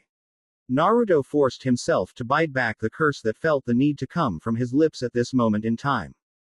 I am going to have a nice long talk with that brat about keeping his mouth shut every now and then. Naruto thought in frustration, his hand clenching around the door frame, the action unseen by Yuna. I see. Well, what can I do for you today? Naruto asked, pulling the conversation back on track. Yuna blinked before looking at Naruto expectantly, making Naruto feel like he was forgetting something. The feeling only intensified when she put her hands on her hips and tilted her head ever so slightly to the left. What did you forget about the date already, Naruto? She asked with a cheeky grin that had Naruto narrow his eyes in thought. Actually, I did. Fighting a Biju and then being knocked out for the 3 days following will do that to a person. Not to mention that weird experience with that voice. Naruto looked to Yuna and could see that she was anything but amused by his very viable excuse. Did I mention the broken arm? Well, it is a good thing that we have two of those pesky arms, huh? Yuna said in obvious sarcasm, making Naruto frown. Before anything else was said, Yuna gripped Naruto's good arm and pulled him out of the door with a surprising amount of strength. Thankfully, the door shut when Naruto was pulled away and the kanji for locked glowed on the handle. Naruto and Yuna were walking down the streets of Konoha in silence since neither really knew what to say to the other. The shaky start made Yuna wonder if she had made the wrong choice asking the teen next to her out to a date without getting to know him first. Naruto, who was looking straight ahead, ignored the respectful and fearful looks he was on the receiving end of. Where are we going on this date, Yuna? Naruto asked, since it seemed that Yuna had pretty much had everything planned out before coming to him, aside from his living arrangements. Yuna glanced at Naruto and saw that he was still looking straight ahead, which she quickly did as well. Just this little place I passed on my way to your apartment. After all, I am not from this village, remember? Naruto nodded his head, since it was true she was a foreign kunoichi in alien territory, so to speak. When the two young nin got to the small restaurant, they were given a small booth near the back of the restaurant away from the few patrons that were already eating their meals. The two waited in silence for their meals to arrive, which they did after a respectable amount of time. A few minutes into their meal, Yuna had enough of the silence and started off a small conversation with her date. Then, just like that, the date went off without a hitch, with both parties engaging in a lively conversation. Yuna was laughing along with Naruto at the times that there were jokes shared. Did you hear about the incident just before first match? Yuna asked carefully as she treaded on possibly dangerous grounds. Naruto snorted, finding the thought that he should care about the ramblings of the hateful insects to be amusing at the very least. Yuna was just glad that she didn't offend Naruto in any way, knowing that some Jinchuriki could be sensitive about their social status. I really don't care what those narrow-minded fools think or say about me. What do you think about Jinchuriki, Yuna? Naruto asked, curious of the state of mind of someone from outside of the village hidden in the leaves. Yuna smiled and didn't even break eye contact with Naruto, telling the young Uchiha all he needed to know. While I'll admit I don't know all that much about the Jinchuriki, that doesn't mean I fear them. In Iowa, our Jinchuriki are much older than I, and usually are only around when the village is in a time of crisis. Yuna admitted honestly in between bites of her food, getting Naruto to wonder what his life would be like had he possessed the experience and strength to be able to roam free. Naruto had something akin to approval in his blue eyes regarding what Yuna had just said about he and his fellow containers. The rest of the date passed with friendly conversation about their villages. The two genin didn't have to worry about village secrets or anything like that, since they were only genin. What they were speaking about was village life and what kind of things happened within a typical day inside of their villages. Then when Yuna sked him about his final jutsu, Naruto just chuckled and replied, "Trade secret," earning him a pout which he laughed harder at. Naruto decided to be the gentleman and pay for the meal, earning an amused smile from his female companion which he ignored under a stoic facade. Naruto and Yuna made their way from the restaurant to the hotel where the Iowa shinobi were staying until the promotion ceremony. Yuna informed Naruto as they walked that each village were taking lodging in different hotels to avoid tensions between the shinobi. Naruto nodded, since it would make sense to keep an international incident from happening on the streets of Konoha. Just as the two shinobi turned the corner, there was a loud, collective shout of, "Look!" followed by a swarm of children. Yuna stepped to the side of the street when she saw the kids moving to surround her date, content to watch with a small smile. Were you scared when you had to fight that huge monster? A boy with black hair asked excitedly, giving Naruto a starry-eyed look of admiration. Naruto was at a loss for words. Never before had the young shinobi been the center of such feelings of respect and even admiration. A young girl wearing a red blouse flipped her brown hair like a whip and let out a small scoff when the boy finished talking, Naruto's lack of an answer giving her time to give her own on his behalf. There is no way that Naruto-sama was scared. Did you see that huge jutsu he used to beat that ugly thing? The girl asked the boy, slightly annoyed by how he portrayed Naruto. She turned back to Naruto with a small smile as she bowed her head. Thank you for saving us, Naruto-sama. Naruto, now more collected after the sudden influx of admiration had flustered him, gave the small girl a warm smile. The girl looked up when she felt the weight of a hand resting on her head. She blushed when she saw the warm smile of Naruto. As a shinobi of this village, it is my job to protect you. Naruto's eyes panned from the girl to the rest of the group, listening intently to his words. All of you. The children who had gathered around the Chunin exams winner were all left speechless as their small bodies were filled with a sense of awe for the shinobi in front of them. Naruto smiled at all of them, glad to see that the hatred of their elders had not infected their pure souls. I want to be just as strong as you are, Naruto-san. A boy with goggles declared, his small fists clenched determinedly. This exclamation got a round of nods from children in the group, earning a small smile from Naruto. Naruto could tell from the looks of the children that they were either first-year students or were a year from entering the ninja academy. Naruto shook his head softly as he smiled out at the children who were focusing on them. No, you all need to enjoy your childhood by spending time with your friends and family. You will get strong, but don't rush it. You'll have plenty of time to get strong, but now go have fun. Naruto ushered them off, getting the kids to run off with huge smiles on their faces. The brown-haired girl who had spoken stood there in front of Naruto for a few moments, just looking at him like he was a hero. This made him chuckle inwardly. After a few moments, she too grew a megawatt smile before bowing to him and running to catch up with the rest of the children. This is what a childhood should be. Naruto thought happily as he watched the children running around yelling and smiling. There was not a shred of animosity between any of the children, and all of them were having fun with the others. Yuna took her place next to Naruto again with a smile as she watched the children as well. That was unexpected, that you were so receptive to them. Yuna teased Naruto as they started to walk back towards the hotel where the Iwagakure shinobi were being housed. Naruto chuckled at the small but playful chime in his date's voice. It felt good to laugh and smile as much as he had done today. I am a sucker for children. They are so pure and innocent. They deserve to be happy and safe, and that's what I plan to do. Naruto spoke with conviction. He looked straight ahead, missing the approving look Yuna was giving him. The pair eventually arrived at the front of the hotel and stood to look at each other. I had fun today, Yuna said, rubbing the side of her arm a little bit awkwardly since she really didn't know what to say today. Naruto, who was in the same boat, managed to keep his poise a little better than his female companion. This is the best time I have had in a while. I wouldn't mind doing it again if we are ever in the same place again. Naruto admitted, getting Yuna to beam in happiness while Naruto settled for a more subdued smile. It wasn't a lie either. While spending time with Hiruzen and Makoto was nice, it was different than hanging out with someone around his age.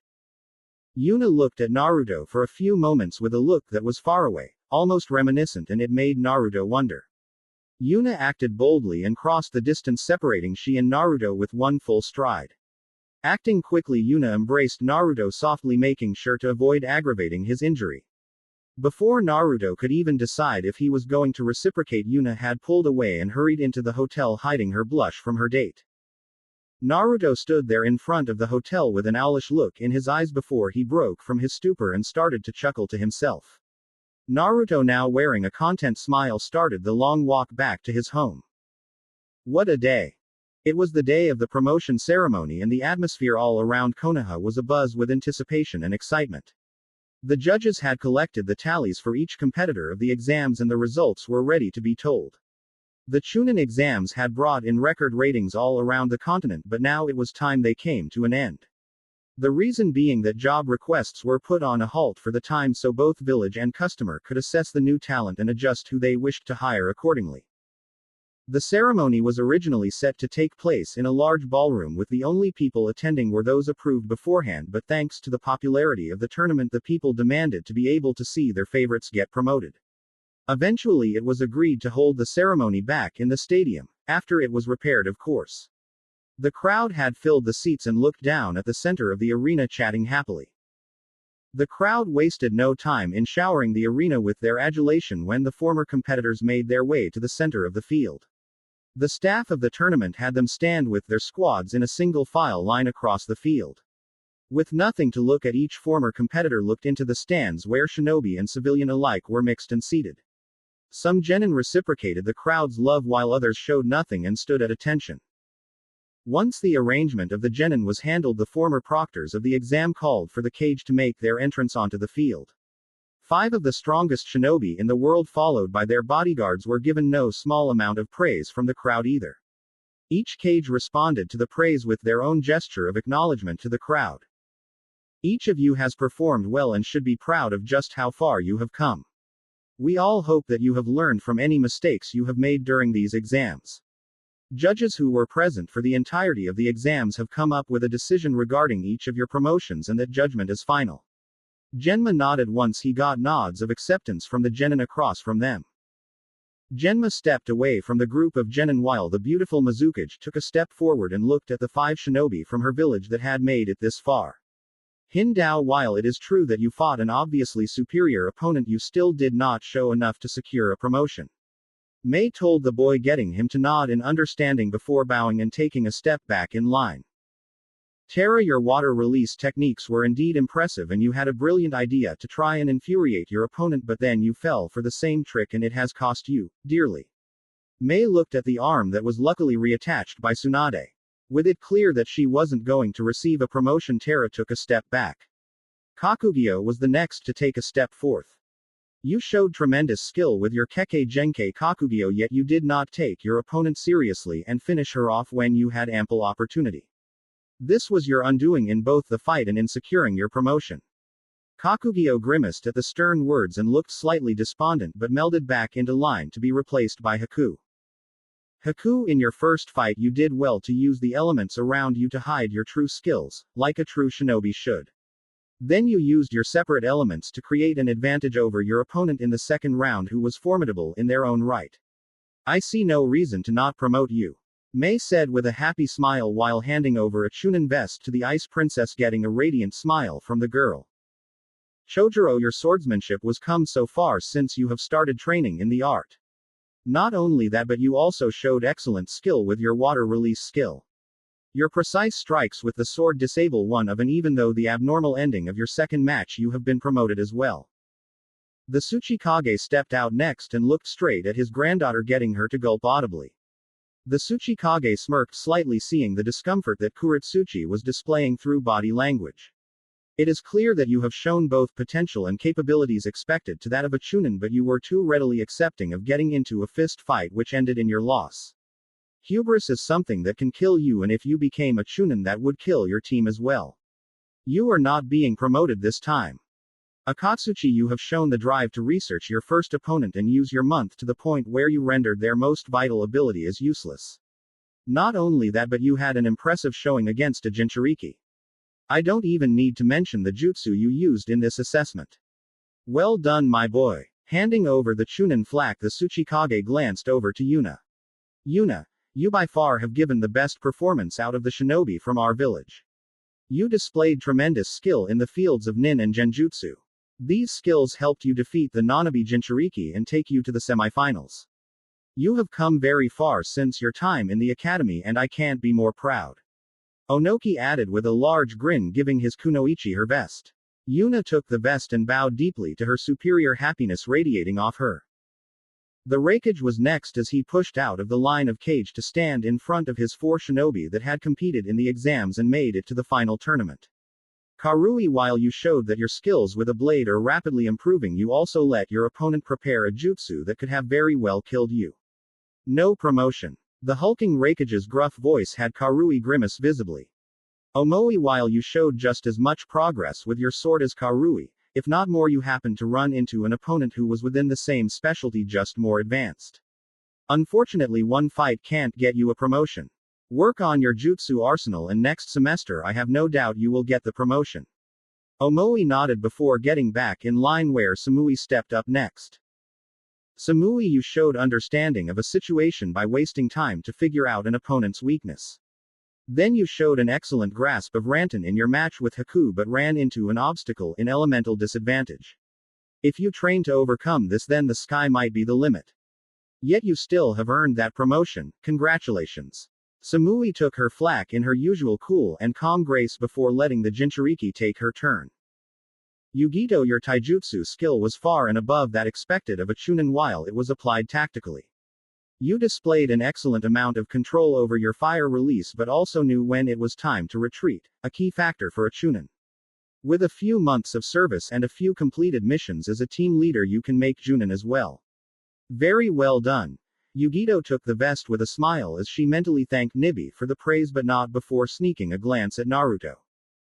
The ever-stern Kage came to the front of the line next staring down his three children with no emotion clear on his face.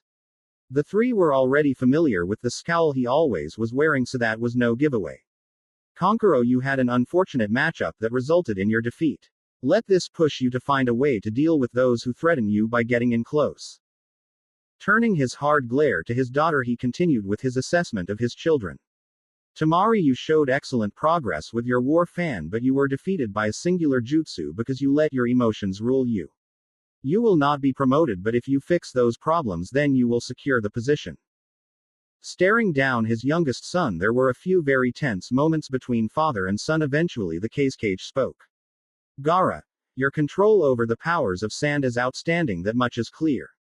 Your lack of control though is concerning and is the overall reason you will not be promoted. Gaara nodded his head in understanding with an even stare which had the Kage note the change in his son. The Hokage came forth next and stood in front of Team 9 first looking at the three shinobi who were held back a year to be ready for this stage. Neji, you have shown you are truly gifted with your clan techniques but that wasn't enough when battling with someone who showed an elemental talent. If you wish to continue this path you must train harder. Lee, your skill with taijutsu could easily be on the level of a rookie Junin but it lacks any direction. Without strategically planning out your attacks you leave yourself vulnerable to someone who is able to counter your strength and speed. You need more thought in your fighting style if you wish to be a Chunin. 10-10 While I have never seen anything like your weapon-based ninjutsu it still is not enough to be promoted. You didn't show any tactical thinking. Your jutsu while wide-reaching was also avoidable as was displayed. Then when you ran into the wind element your aim was thrown off and your skill was halved. You will not be promoted either. Minato turned to the Yamanaka heiress with an apologetic smile on his face getting the girl to sigh. Ino, I don't think I need to go into reason why you will not be promoted, right? Minato asked getting a nod from his subordinate. The fire shadow turned to Choji who also nodded telling his Kage that he didn't need an explanation either. Shikamaru, while it is said that you are lethargic and often unmotivated you showed so much in these exams. You used one jutsu to basically defeat two opponents while only using the advantages of the elements provided by an outdoor stadium. Then when you forfeited to Chojuro because of your lack of chakra it showed forward thinking and the ability to retreat. You have been promoted. Shikamaru took the vest while mumbling a troublesome getting Minato to chuckle softly. Sakura, you fought a tough opponent no doubt. It may have been smarter to forfeit but you showed a fighting spirit and the super strength of our legendary medic which are good building blocks for future exams. Keep up your training and then try your hand next time. Minato spoke kindly getting the pink-haired girl to smile in appreciation. Turning his eyes to the Uchiha of Team 7 his face became much more strict. He still was not very happy that he tried to use an assassination jutsu on his son. Sasuke, you displayed excellent skill in the fire release which is expected of an Uchiha. You also were able to wield an A-rank assassination jutsu. Sasuke's smirk grew tenfold as he made his assumptions. But you lost your first fight and have not shown enough to become a Chunin. Sasuke scowled but said nothing to the much more powerful shinobi. Narumi, your control over water was plenty to put you past the Chunin level. You also showed you are able to use the more obscure arts of the ninja world. You used an opponent's weakness to win a round without even having to fight them, saving yourself for the next round. You're being promoted, Narumi. Minato spoke to his daughter clearly proud but also remaining professional. Naomi, you showed the ability to use an A-rank jutsu in the Rasengan which at your age is no small accomplishment. Your wind affinity has also grown leaps and bounds along with your taijutsu. You knew when to cut your losses and that too has earned you points towards the promotion, congratulations. Minato looked to the last person to be addressed, the winner of the exams, and his wayward son with a smile that Naruto returned with a blank stare. Naruto, you by far were the dark horse of this competition. During the second stage you were left to your own devices against full teams and you came out unscathed. Then in the final stage you were overlooked for those who seemed to be aces from each village. You showed unpredictability and an unbelievable amount strength to defeat a half-released Biju with a technique that showed you possess a tremendous amount of power within you. You are the winner of this tournament and a Chunin. With a few months in the field you will easily become a Junin. Well done. The crowd cheered for those that had secured the promotions, getting waves from the more active shinobi while the others remained reserved. Once all of the adulation was given, the crowd and shinobi began to funnel out of the stadium. Naruto was offered a dinner with his family which he turned down in favor for checking on seeing if his arm had been repaired by the Kyuubi. Naruto was the last to leave from the main entrance, and just as he was about to turn to face the direction he needed to go, he was pulled in the opposite direction.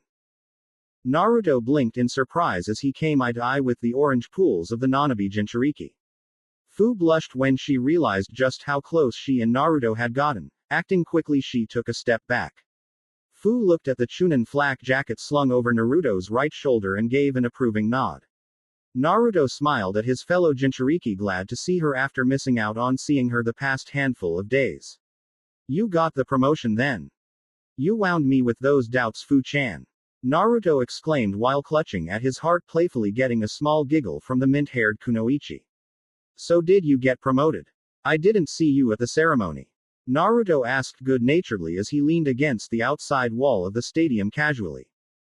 Fu waved off Naruto's concerns with an easygoing grin plastered on her tanned face. This ceremony was only for those whose village leaders came here to Konoha, but yet I got a letter from the judges saying I was promoted. They also sent a letter to Taki. At the mention of her native village, Fu became uncharacteristically serious. About you getting me out of the village, Naruto-kun. Naruto pushed off the wall and motioned for Fu to come closer so he could tell her his plan for her defection. Well, you see, Fu-chan, Naruto whispered carefully into the ear of his fellow Jinchuriki. Somewhere in Tsuchi no Kuni, two figures were walking down a mountain path in the land of Earth. Their pace showed no sign of hurry, but each step was purposeful. The wind blew the ends of their black cloaks with red clouds on them around gently. On the heads of the two figures were straw hats that had streamers that shrouded their faces from the view of the world. Both cloaked figures seemed to be pleased with walking in silence, since neither had even tried to talk with other during the entirety of the silent walk. The cloaks they were wearing kept the slight tensing of their muscles underneath the cloak hidden. The cloaked figure on the left turned ever so slightly to look at their partner, who was walking casually, and in turn nodded subtly. The two figures leapt opposite directions just as a deep slash made its mark on the ground where they were just standing before leaping away. The hats blew off of their heads, revealing a man with long blonde hair, a scope and a blue eye. The other man had short wavy blue hair and brown eyes.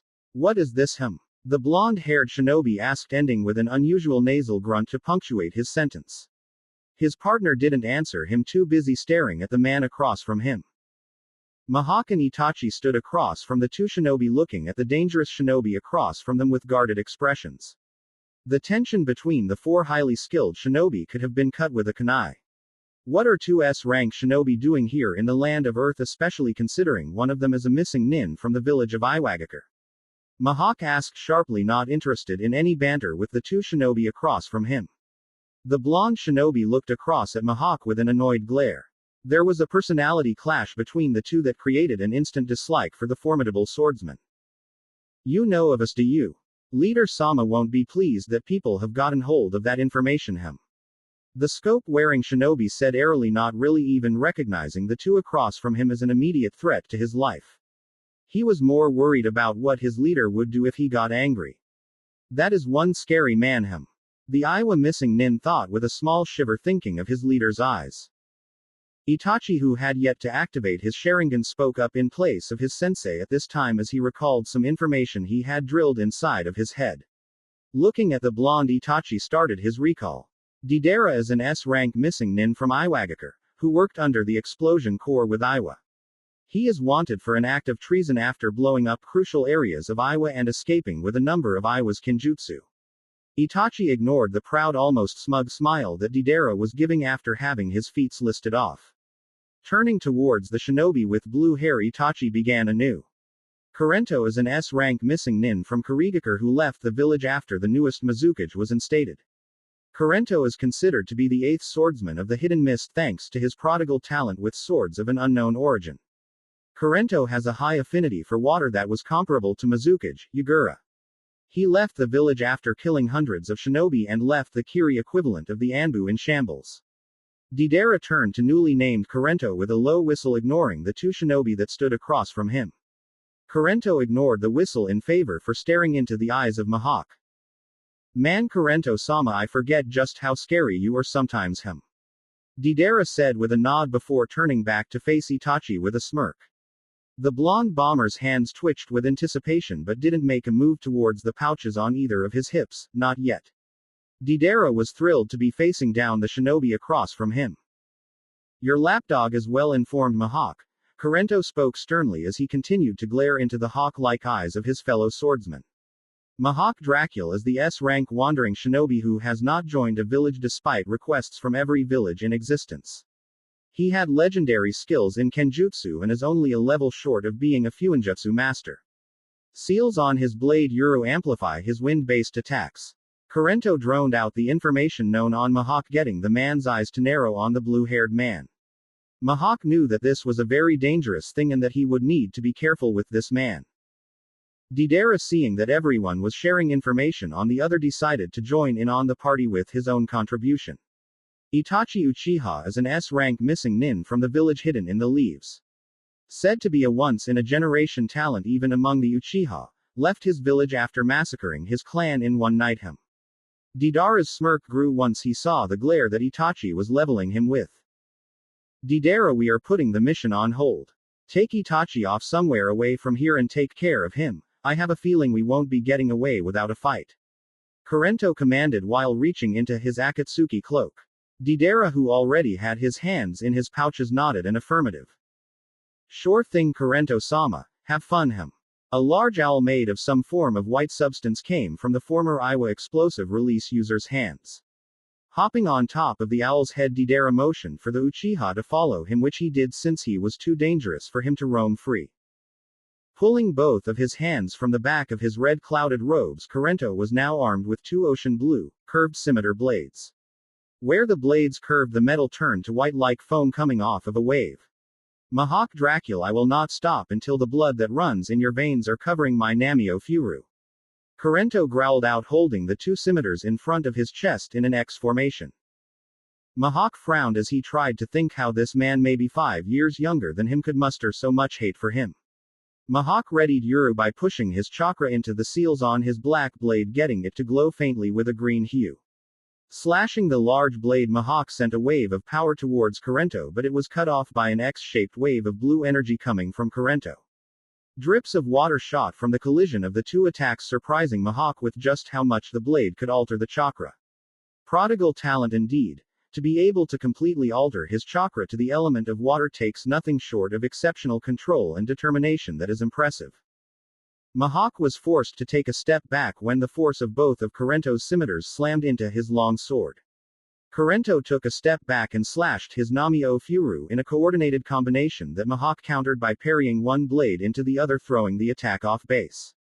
Choking up on the black blade, Mihawk lashed out with a swift slash that put Kurento on the retreat to look for openings in Mihawk's impeccable stance. Growing frustrated by the lack of an opening, Kurento took one of his blades and threw it at Mihawk, whose eyes widened at the desperate and unexpected attack. Just when the blade was about to deflect off of Mihawk's sword, the blue scimitar's flight path was altered by a leash of water that was wrapped around the handle. The new flight of the path caught Mihawk off guard, and the blade cut through his coat and into his side. The first blood belonged to Kurento, who knew it and smirked. Mihawk looked at the blade that was coming back for a second strike and cut clean through the water leash, forcing the blade to fall back towards the ground. Kurento slid across the ground and in a fluid motion caught his blade and brought both up in a rising strike. Mihawk brought his weapon in a downward arc, forcing Kurento to stop his attack and catch Yuru between his two scimitars that were held in an X position. Gritting his teeth, Kurento used all of his upper body strength to keep Mihawk's sword from coming down on his face. When Kurento felt his arms buckle under the strength and leverage that Mihawk had, he knew he needed a quick way out. Kurento's cheeks bloomed out as his mouth expanded with water that he shot at the gut of Mihawk. However, Mihawk was already acting to counter the move with his own field of expertise. The seal on Mihawk's blade glowed a brilliant shade of green which only caused it to stick out on the blade of black steel. The miniature-sized bullet of water hit the blade, but instead of exploding outward it was absorbed into the blade. The seal, having done its job, faded away, leaving Mihawk staring at Kurento stoically while Kurento was glaring sternly at Mihawk. Mihawk pushed his chakra into the amplifying seal on his blade, getting the entire steel weapon to glow green. Mihawk's power-up caught the attention of Kurento's, whose body visibly tensed in preparation for what was to come. I have underestimated your ability with your swords, and that has cost me a wound. That is to be expected of one who belongs to a group of S-ranked criminals, however, so I have only myself to blame for that. I will remember your name, Kurento. Goodbye. Mihawk spoke confidently as he slashed his sword at Kurento, sending a massive wave of wind-infused energy. Kurento growled at the elder swordsman for underestimating him. He would not fall here on a mountain in the land of Earth, that much was certain. Holding up his Nami o Furu over his head, particles of water formed around the blades until it stuck to them like a coating. I won't lose here. I won't lose to you. Shattering waves. Slashing down his ocean blue scimitars caused massive waves to come roaring to life from the water gathering around the blades. The massive water attack came bearing down on the swift, contained wind-infused slash in a dramatic collision. Both parties watched as their attacks opposed the attack of their opponent. Higher up on the mountain near its peak, Itachi was looking up at chuckling Deidara, who was hovering just above the reach of his grand fireball. Itachi was adamant in believing that every jutsu has a weakness, but the aerial capabilities of the Mad Bomber were inconvenient. Itachi glared up into the eye of Deidara, had to fight the urge to smirk victoriously as he casted a genjutsu on the S-rank shinobi using his fabled Sharingan.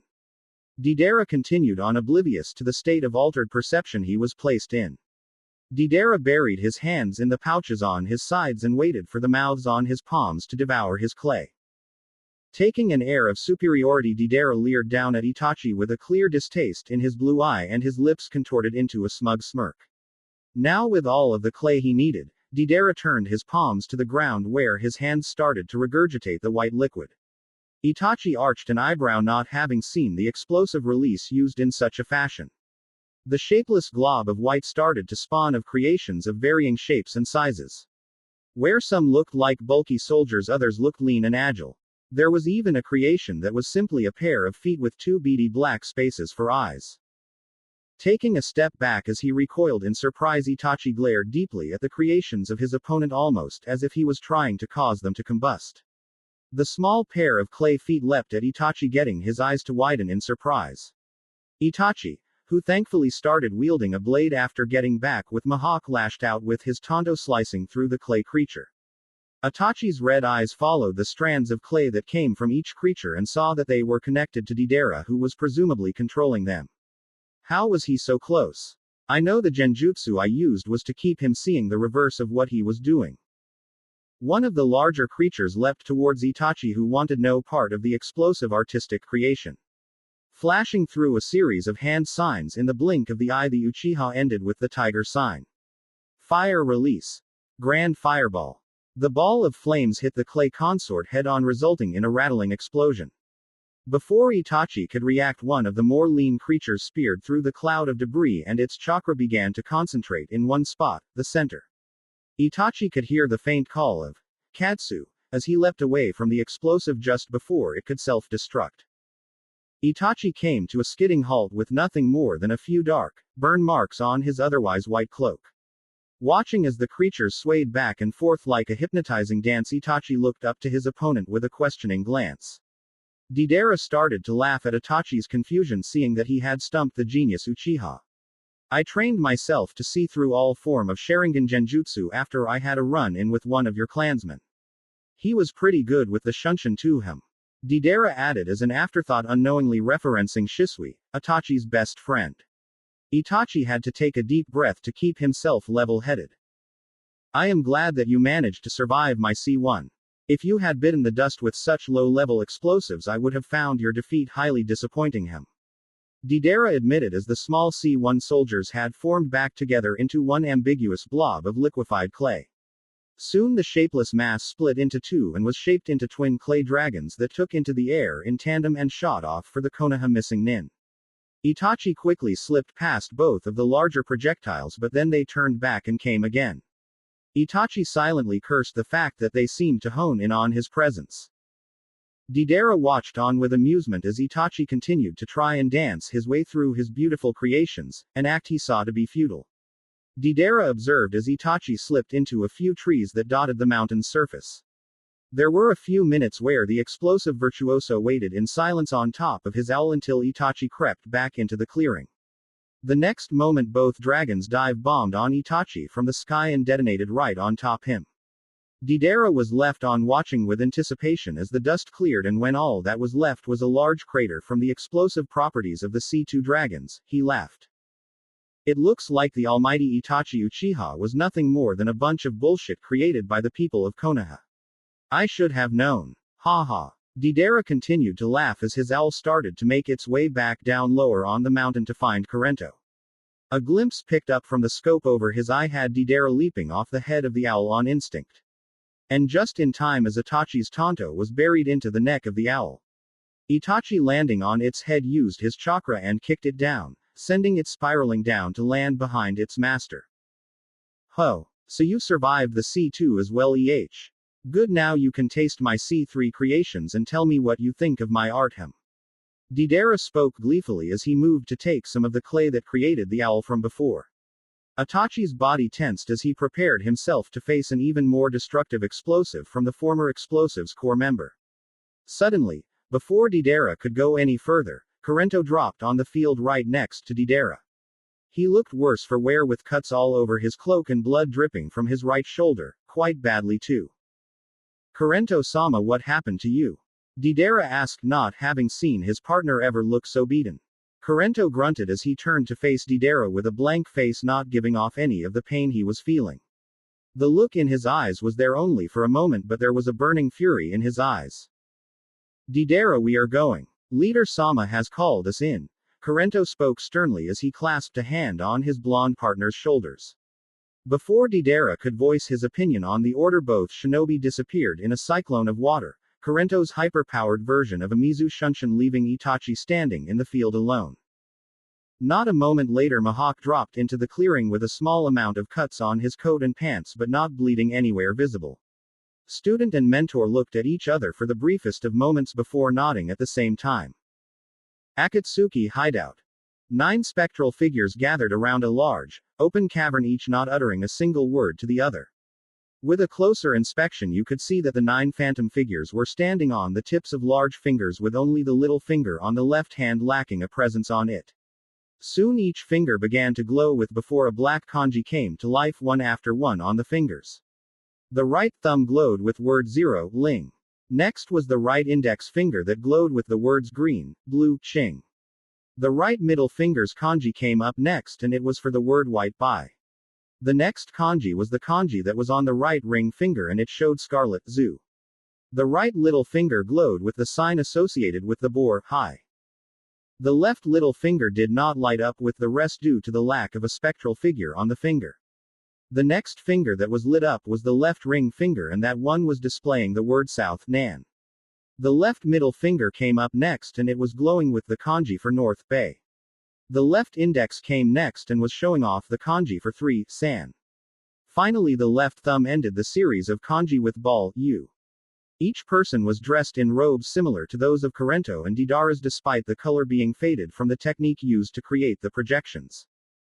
The figure on the right thumb, whose eyes were closed, finally opened them to stare at the shinobi on the finger with scarlet glowing. There for all other 8 members to see was the ripple pattern that spread across each eye. This was known as the greatest of all dojutsu, the Samsara Eye, or the Rinnegan. Kurento did his best to not shift under the eyes belonging to the Sage of 6 Paths, which took a great amount of willpower. Deidara glanced at his partner, inwardly relieved that he wouldn't be on the receiving end of that dreadful glare this day. Why have you failed your mission? The man with Rinnegan asked, irritability, seeing as how their plan to seal 2 of the Biju at once had failed with the failure of the mission. Failure was not something he wanted to become a regularity. The Akatsuki needed to be precise and clean, not botching any of the chances they had to obtain a Jinchuriki. The Rinnegan wielder had specifically sent Deidara and his partner to retrieve the 5 tails because of the explosives user's knowledge of the land of Earth. The man looked at Kurento with expectation that the excuse that he had come up with was certainly a good one. He hoped so for their sake. We ran into unforeseen circumstances Pain-sama that caused Yus to lose the trail of the Gobi and it container Han. Kurento replied evenly, his nervousness around the leader of the Akatsuki offset by the irritation of losing to Mihawk. Badly, not that he'd admit that. It was a blow to his pride to be dismissed by Mihawk like he was then to be beaten handily only made the feeling grow. What kind of circumstance could take precedent over obtaining one of the Biju? A firm, feminine voice asked in place of Pain. This was Pain's childhood friend who was with the Akatsuki organization since its founding. Conan. Her loyalty belonged to Pain and she felt that this failure was almost as if they had failed Pain himself. The idea of which was blasphemous to the kunoichi. The two of us ran into another team of 2S rank shinobi, Mihawk Dracula and Itachi Uchiha. The two were working in collusion and seemed to know at least something about us and they stepped in to try and stop us. You called us here mid-fight. Kurento informed the other Akatsuki members with a scowl. Mihawk Dracula and Itachi Uchiha. An excited voice asked with a small, appreciative whistle at the prospect of that kind of duo. That sounds like a whole different kind of two-headed monster to me. Sasori, we really should try to visit those two. A large man asked his partner with a large, shark-like grin on his face. A frame that was spherical in shape and possibly hunched over gave a small grunt when he heard the question that was asked of him. Kisame, you are the same battle maniac as always, but yes, I would love an Uchiha puppet to use as art. Sasori's voice was gruff and very deep compared to those who had spoken thus far. Both of those men have quite the pretty bounty placed on their heads, perhaps I could pay a visit to the two. A voice that not quite as deep as Sasori's added, with his voice becoming filled with glee when he mentioned the bounties of Itachi and Mihawk. Almost as if money was the driving force behind his life. Fuck you and your money, Kakuzu. Why the fuck am I paired with this heathen when he would make such a better sacrifice to Jashin-sama? A figure shouted very loudly with a scythe strapped to his back. Around his neck was a circle with an upside-down triangle within the circle. Pain had enough with the useless chatter within his members about their different hobbies and passions. It wasn't helping them with their sealing of Yonbi and therefore it was unnecessary. That is enough. From now on, if any one of you happen to cross paths with those two while out on your missions, you are to eliminate them. This also means we will need to be more cautious with our activities. For now, focus on finishing on sealing the Yonbi. The other 8 members uttered a yes, leader Sama, in unison before falling silent, focusing on sealing the 4 tails into the giant humanoid statue they were standing on. In the silence, a number of the members looked at the elderly man with red hair, beard and mustache, dressed in a long red-sleeved shirt and pants with mesh armor underneath, the soon-to-be deceased, former Jinchuriki of the 4 Tails Roshi of the Lava Release. Konohagakure. Naruto stood there staring distastefully at the Hokage's mansion with his cool blue eyes and dressed in his clothing from the Chunin exams. Now that he was fully recovered, there was now time to deal with the council and their infinite wisdom. Naruto was not staring at the mansion of the Hokage distastefully due to any of kind theological disagreement or anything on that level. He looked at the building the way he did because it was where the council was no doubt waiting. The Chunin exams winner could already recite the questions he was going to be asked by the fools residing there. In their safety blanket of the council, the fools had become predictable and boring. Naruto figured that if he was being called upon immediately after the Chunin exams, which were his personal coming out party so to speak, then there were 3 likely parties responsible for this. Homura, Kaharu, and Danzo, 3 advisors from back in the Sandame's reign, each of which was said to love Konoha just as much as Hiruzen, yet the way they went about it was shady at best. Naruto was pretty confident that they would try to pressure and manipulate the laws into making him some sort of weapon or breeding stock to serve the village. And if there was one thing that Naruto wouldn't be, it was manipulated. Naruto strolled into the front of the building, his whole person emitting a cool confidence that had a few people deciding against addressing him. The few people working who were going to say something swallowed down their words nervously when they saw the electric blue eyes that seemed to be staring right through them. Naruto allowed himself to wear the faintest of smirks to come past his face, seeing he was starting to earn respect even if it was out of fear. Naruto walked to the doors of the council chambers and gave the door a momentary glance before entering the room where a number of annoyances were present. Naruto cast an observatory glance across the room, going over each of the clan heads, followed by the 3 advisors and finally the 5 civilian council members. Naruto restrained himself from giving the civilians the leers they were shooting his way. He had no desire to give them any ammunition to use against him, which no doubt would lead to proof of his demonhood. Naruto's azure eyes drifted towards his father with a look of apathy, seeing he had the look of Hokage on his face instead of a father. "You called for my presence, Hokage-sama?" Naruto asked levelly, ignoring the council for the most part. "Yes, Naruto. Due to your performance in the latest Chunin exams, the council has some questions they would like to ask you." Minato spoke seriously, but he had none of these questions that he spoke of, so he remained silent. Naruto nodded and turned to face the council with a stark disinterest. Koharu posed the first question of this council session. "When did you awaken the Sharingan?" The question was blunt and showed no respect, something Naruto had expected. The decrepit, old fossil was nothing but predictable, and Naruto assumed that there would be a follow-up question meant to snare him into being put under their thumb. Naruto closed his eyes, and when he opened them, Naruto showed off his fully matured Sharingan. "I came upon these eyes during my time outside of the village's walls." Naruto spoke calmly, his eyes looking past the old woman at the wall behind her, blatantly. The woman frowned, but if it was because of his answer, of his actions was not determinable. The civilians had to bite their lower lip to detain from defaming the Uchiha Jinchuriki. "What did you do during this time that awakened the Uchiha's bloodline?" Homura asked sternly, looking at the team that stood at front of them completely at ease. The elderly man frowned at the confidence the boy was showing. It was too unfounded in his opinion, and it could spell trouble in the future. "I will not be divulging my activities during that time, seeing as how I was not an active shinobi in Konoha's system." Naruto spoke evenly as he glanced at the male who had posed the question with an almost dismissive glance. Homura's brow twitched slightly at the refusal Naruto had given to him, but he was beaten to responding by an outburst of a civilian. "Silence, boy. You are lucky to even be standing here, so stop being difficult and answer the questions of the council." The man shouted down at Naruto, wisely avoiding the word demon that would have only brought him a swift death. The man was well into his life and was dressed lavishly. Naruto glanced at the civilian parasite with his Sharingan spinning menacingly while his lips gave no facial expression.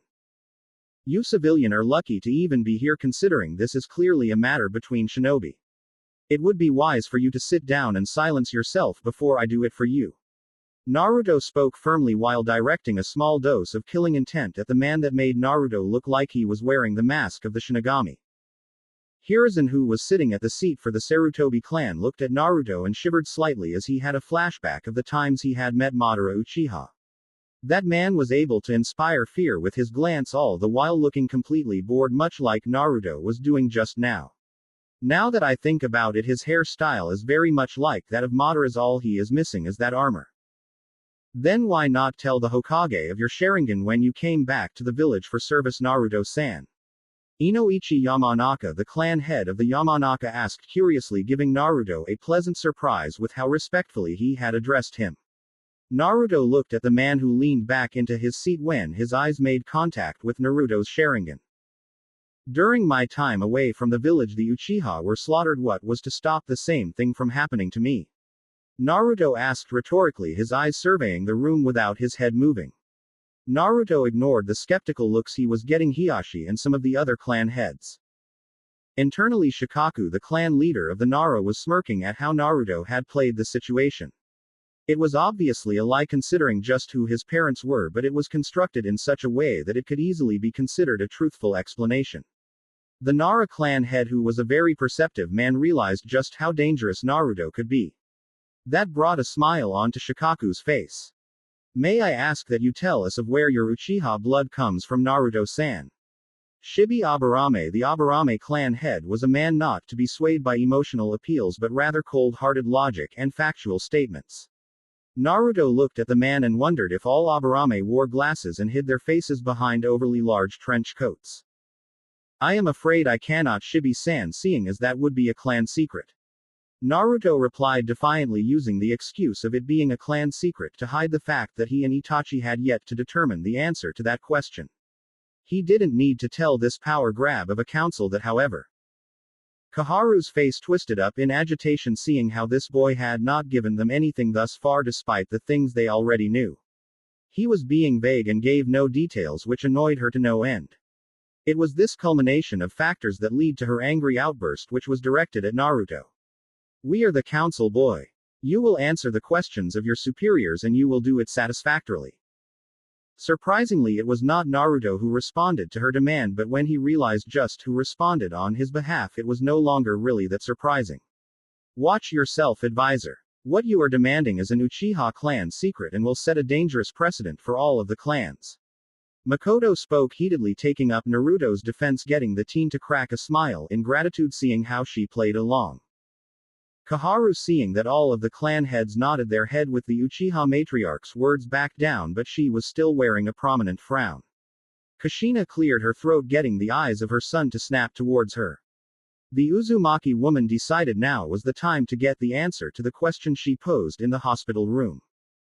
Naruto, I would like to ask you about the Fuinjutsu technique you used during your second match in the exams.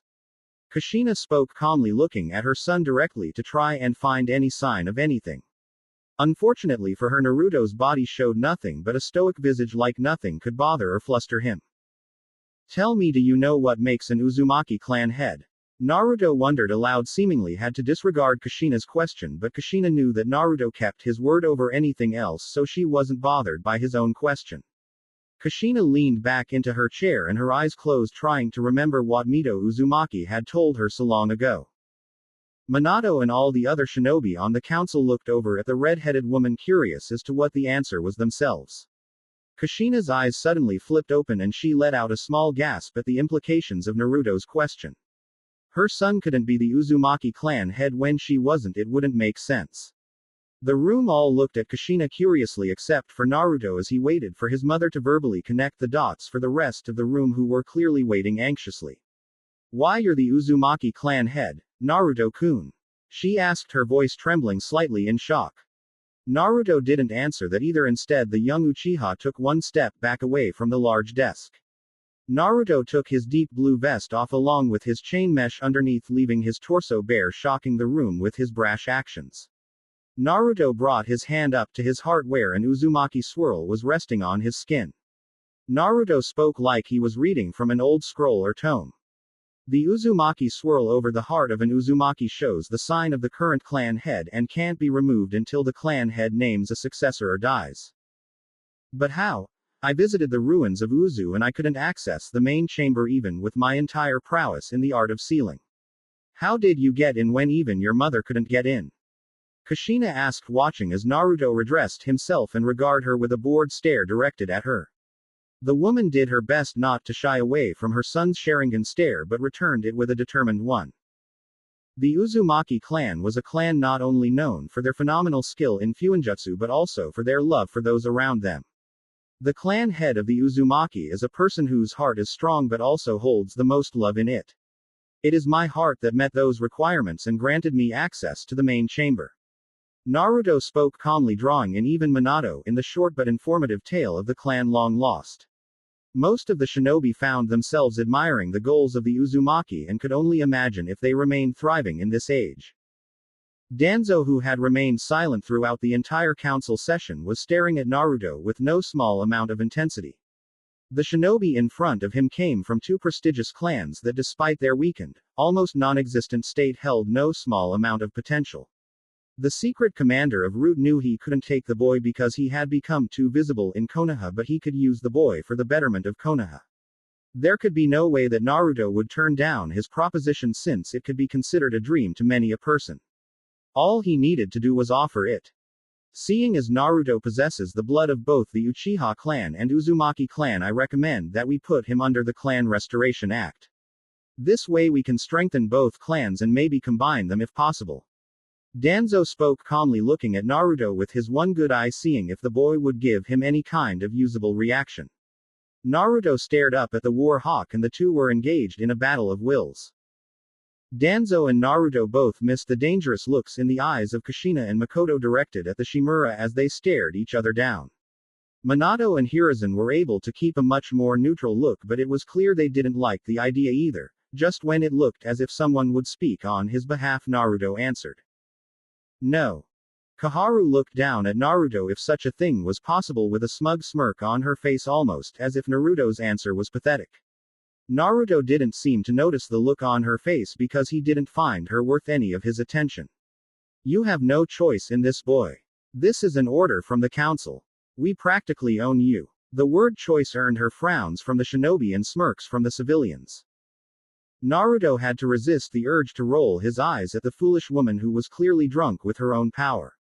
Then again, he knew that it would only make this next part all the more enjoyable. You do not have a choice in the matter. I am the clan head of the Uzumaki, and as such I come from a clan that did not originate in Konohagakure. You have no power to hold a foreign clan head to your laws. It is only because that there was no real clan head that you are allowed to remain using the swirl on your uniforms in the first place. Danzo and Homura glared down at Naruto, who continued to try and successfully defy them at every turn.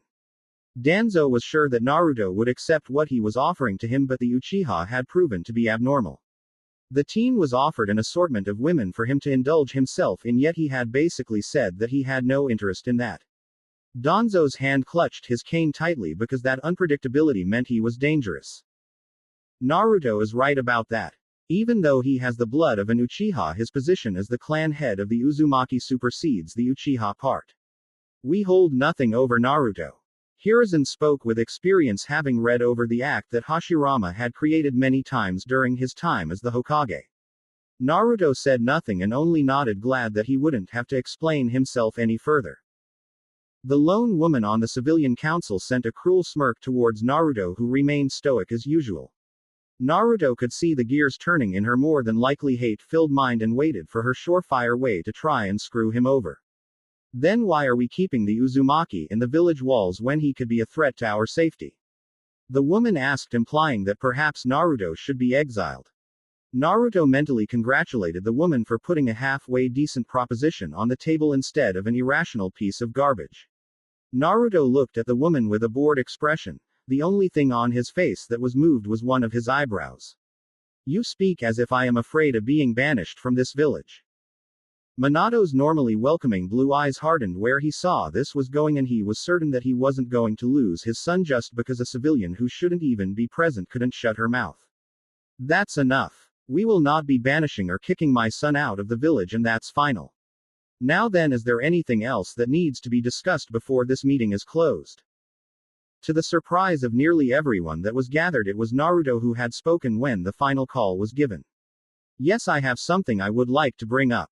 There was a girl named Fu who tried to break into my apartment complex, which in essence is the Uzumaki compound. That girl is Taki's Jinchuriki. Homura spoke up, cutting off Naruto from making the point he wanted to make.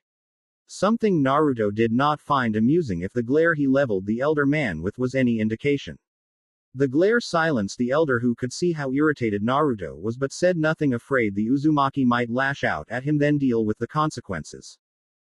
As I was saying before the annoying interruption, I caught Fu trying to break into my complex where there are things that are sensitive to my clan. It is for that reason that I thought it would be wise to inform you that I would be detaining her personally. Naruto's agitation quickly faded back into nothing more than a neutral drawl. Throughout the entire point, Naruto was staring at the yellow flash, whose was the only opinion that mattered. We can't take Taki's Jinchuriki. They have been our allies for decades. If we were to take their weapon, they would surely retaliate. Koharu screeched out indignantly, getting a nod from Homura. Danzo showed nothing, since having the seven tails in Konoha would definitely be a power boost, but it could also cause more problems than it was worth in the end. Is it not the law that if an intruder is caught breaking into the compound of any clan currently residing in Konoha, that the clan leader has the express right to either detain or execute the perpetrator, Hiashi-san?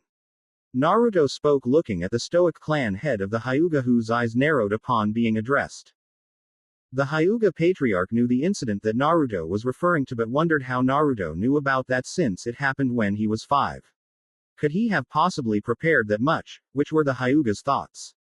When Hinata was 5, a representative from Kumo came to the village to create a treaty, but that was only a cover to try and steal the Byakugan, and to do so he tried to kidnap Hinata. He managed to catch up to the man, and instead of detaining the man, he killed him swiftly. Hiyashi nodded his head slightly, not once losing his composure. That is correct. I am choosing to take the girl as a slave if you will, instead of killing her. That is my choice. Naruto spoke calmly despite the foul taste that was left in his mouth from calling Fu a slave. That was another thing Naruto loathed about politics. He hated having to speak like a drone without the ability to speak normally. Very well, I will send a letter to the leader in Taki explaining the situation. That is the end of this meeting. Minato spoke behind his laced-together fingers, allowing the counselors to get out of the stuffy room. Minato looked at his son sadly. Just from the thought of him taking a slave, it wasn't right. Oh, and from now on I am either to be called Naruto Uchiha or Naruto Uzumaki. With that, Naruto disappeared in a wind shunshin, and the only thing Minato saw as he left was the charm Narumi had bought for Naruto was the charm with the initials UN. Naruto was sitting across from Makoto with the woman glaring holes into Naruto's skull while he looked sheepish at the woman he saw as his true mother. Naruto knew that as soon as she got a hold from him he was in for a scolding, so her Sharingan glare was not so bad compared to what he thought he was going to get. He expected she would be angry at him for holding out on the Sharingan, but he had his reasons and hopefully she would understand that. That didn't stop Naruto from sighing in relief when Makoto finally let her Sharingan recede back into her natural, dark eyes. Naruto, why didn't you tell me that you had the Sharingan? And don't bother trying to say that you just got it, because I know a fully matured Sharingan when I see one. Makoto scolded Naruto sternly, which he responded to by staring at her determinedly. Makoto sighed internally when she saw that look that he would give her back in his childhood. It was that look that told her Naruto would not back down from this. I didn't come to you with this because it would be easier to keep you safe if you didn't know about it. Naruto spoke with a voice full of conviction as his blue eyes stared right into Makoto's black ones. There was no doubt in the Uzumaki clan head's mind that he had made the right choice in doing so. Makoto didn't move a muscle as she continued to stare at her surrogate son, trying to find anything in his facial features, but there was nothing, just like Itachi. She knew that it wasn't because Naruto didn't trust her. He did it to protect her, and she understood that, but it was still frustrating to be left in the dark. Why? I could have helped you try and figure out why there is Uchiha blood inside of you in the first place. Naruto smiled a genuine smile when he heard the care inside of Makoto's soft voice, glad that she hadn't changed having to deal with Sasuke for so long. Naruto shook his head softly with a small smile, getting a frown from the older Uchiha. I don't think you could have Makoto-chan. Itachi-sensei and I visited a number of old Uchiha hideouts he used during his Anbu days and we couldn't find anything. And this way I could keep you out of the crossfire in case I let something slip. Naruto added on, kindly, getting a small smile from Makoto, who was glad to see Naruto still had that caring side. Makoto shook her head in amusement with a small giggle, getting Naruto to turn his head to the side in curiosity. Makoto waved Naruto's questioning look off with a small wave from her hand as she reined in her laughter. Looking at Naruto, she gave the boy a large smile that he returned on a smaller scale. Fine, I understand why you did what you did. From now on, however, I want to promise me that you will not keep things like that from me. Naruto's frowned slightly when Makoto assertively badgered him into promising her to be more open. But I said promise me, Naru-kun. Makoto exclaimed firmly, getting Naruto to curse internally at his need to fulfill his words. He wasn't sure why he was intrinsically motivated to keep promises, since he was sure that he was the only Uchiha that was like that.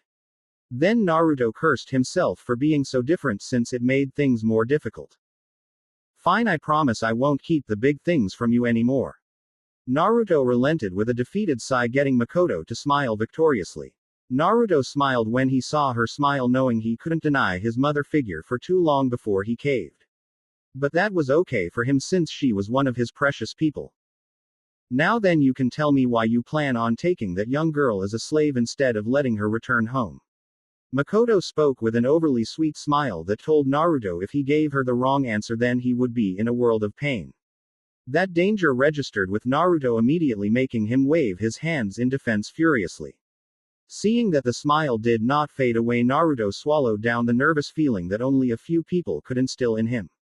Naruto, remembering just what Fu told him about her past, became serious, something Makoto noticed and looked at Naruto in worry. I didn't meet Fu by chance. When I reached the tower in the second stage, one overheard her teammates calling her a demon and things of that nature. So I went to talk to her, and her story wasn't a happy one. She wasn't beaten like I was, but instead she was completely isolated by everyone in Taki. She didn't have someone like you taking care of her like you did for me. We came up with this plan, and that slave part is just a cover so I can keep her near me and give her a friend. Naruto's eyes iced over, giving them a cool determination that Makoto knew all too well. At first mention of this idea of a slave at the council meeting, Makoto was going to go out of her way to correct that sideways form of thinking, but she wanted to give Naruto a chance to explain himself. Now hearing his reasoning, she couldn't be more proud of the little boy she knew all those years ago that was becoming a fine man. I think you are getting soft, Naru-kun. I knew that tough guy act was all for show. Makoto said happily, getting a small tick mark to form on Naruto's forehead. Makoto saw it and giggled into her hand, having missed being able to tease the young man across from her. Yup, just one big old softy. Hey. Naruto, in the aftermath of talking with Makoto about everything that has happened around him, trudged back into his apartment complex, drained of all his energy. Naruto opened the door and found his slave seated on his couch watching television. She gave Naruto a bright smile, and the two talked for about a half of an hour about what happened in Naruto's day. Naruto was about to stand up, head to his bedroom where he could rest and hopefully recharge his batteries after that dull meeting with the council. The talk with Makoto wasn't as bad, but he was still drained from before that, so he was still feeling a bit tired. Naruto smiled at the thought of getting some meaningful sleep. Just before Naruto could take a step away, Fu tugged on his arm, forcefully forcing him to take the seat next to her on the couch. Fu glanced up at him with her orange eyes and gave him a brilliant smile. Come on, Naruto-kun, you could at least relax and watch some television with me.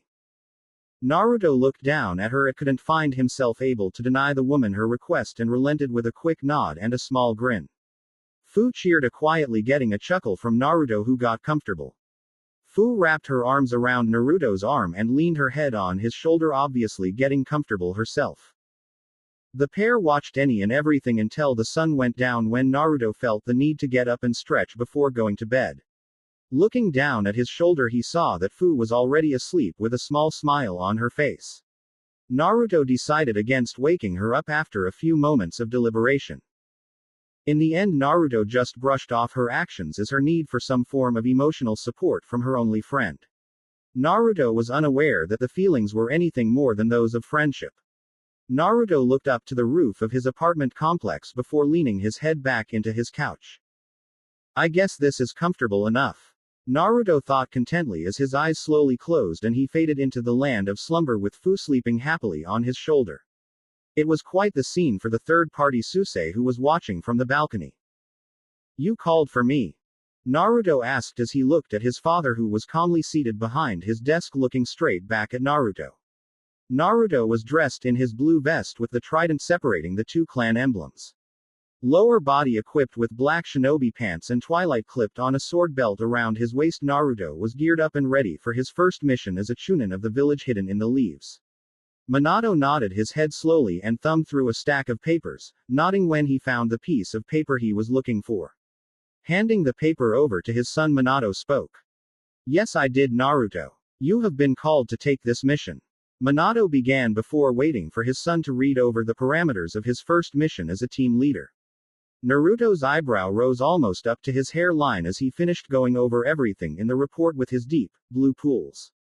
Minato began once more now that he had the Chunin's full attention. You are being assigned a team to deal with the elimination of the Fuma clan. Minato spoke seriously, getting Naruto to nod in acceptance, having already read over what the goal of the mission was. As you have read, the request comes from Sunagaku, who has been having issues with the Fuma as of late. Before Suna could finish the job, the Fuma clan fled to the Land of Rivers before settling in a new compound inside of the Land of Fire to escape their persecution. We can't have too many Suna-nin running around unchecked in the area, even if they are our allies. That is why we are sending you and a team to take care of things quietly. Minato said, looking right at his son, who didn't seem to even be bothered by what he was saying to him. Suna is asking us to finish what they started but couldn't finish themselves. I doubt they told you what the Fuma clan did that warrants elimination, but that probably doesn't matter at this point. Did Suna send a team that I need to work in tandem with? If Naruto was being honest, he knew that could be a problem. Having to deal with a Suna nin or two that would have more experience meant he would have to deal with them trying to usurp his authority. Then, much to Naruto's surprise, the Hokage shook his negatively. Naruto was left baffled by the choice Suna had made. No, Suna will not be an active participant in this mission according to the Kage, though he did not specify why. If I had to make a guess, it is probably because they are fearful of what may happen if they operate in a foreign land. They are still recovering from the last war. Minato spoke speculatively as he looked at Naruto, who didn't offer any insight on the subject he was not knowledgeable in. Naruto was simply surprised that Suna would allow Konoha to deal with one of their clans on their own, something the Konoha Council would never allow. Hell would freeze over before that could happen. That is intriguing that Suna would let us handle such a delicate matter alone without their supervision. Naruto mused aloud, getting Minato to frown but nod his head along with his son's train of thought. Naruto looked back at his father when it looked like the man had something to say in response to his harmless musings. Why is that so surprising? We are their only allies as of the moment, so it is only natural that they rely on us every now and then. Minato said optimistically, a clear contrast from his son's natural cynicism. Naruto looked at his father with an arched eyebrow, saying, "Do you really believe that?" Naruto shook his head in disagreement with what the village's Kage had just said, finding himself to be thinking the exact opposite. A treaty is just as sturdy as the paper that it is written on. Don't think for a second that Suna wouldn't stab us in the back if they had enough incentive to do so.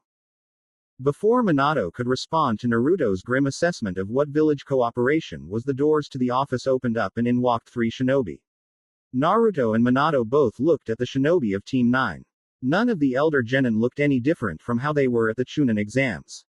Once the 3 genin got over the shock of seeing Naruto standing in front of them, their emotions returned back to normal. Neji looked as serious as ever. Tenten looked both friendly but ready to go, and Lee, well, he looked like he was ready to explode at any moment. Naruto hoped to keep the mentions of youth as low as possible during this mission, his first. Turning around, Naruto gave each of his subordinates a keen once over, getting their bodies to straighten up. Report to the gate in an hour and don't be late. Naruto ordered, getting 3 nods from Team 9 before they left just as quickly as they came. Naruto turned back to face his father with a blank look on his face, but he did narrow his eyes at the man. Are they aware of the mission I am taking them on? Naruto asked suspiciously and groaned when he saw that Minato shook his head negatively. Naruto's eyes narrowed even further, hiding most of his blue irises. Have they ever killed anyone? Naruto spoke, his voice growing ever more irritated with the situation his father had given to him.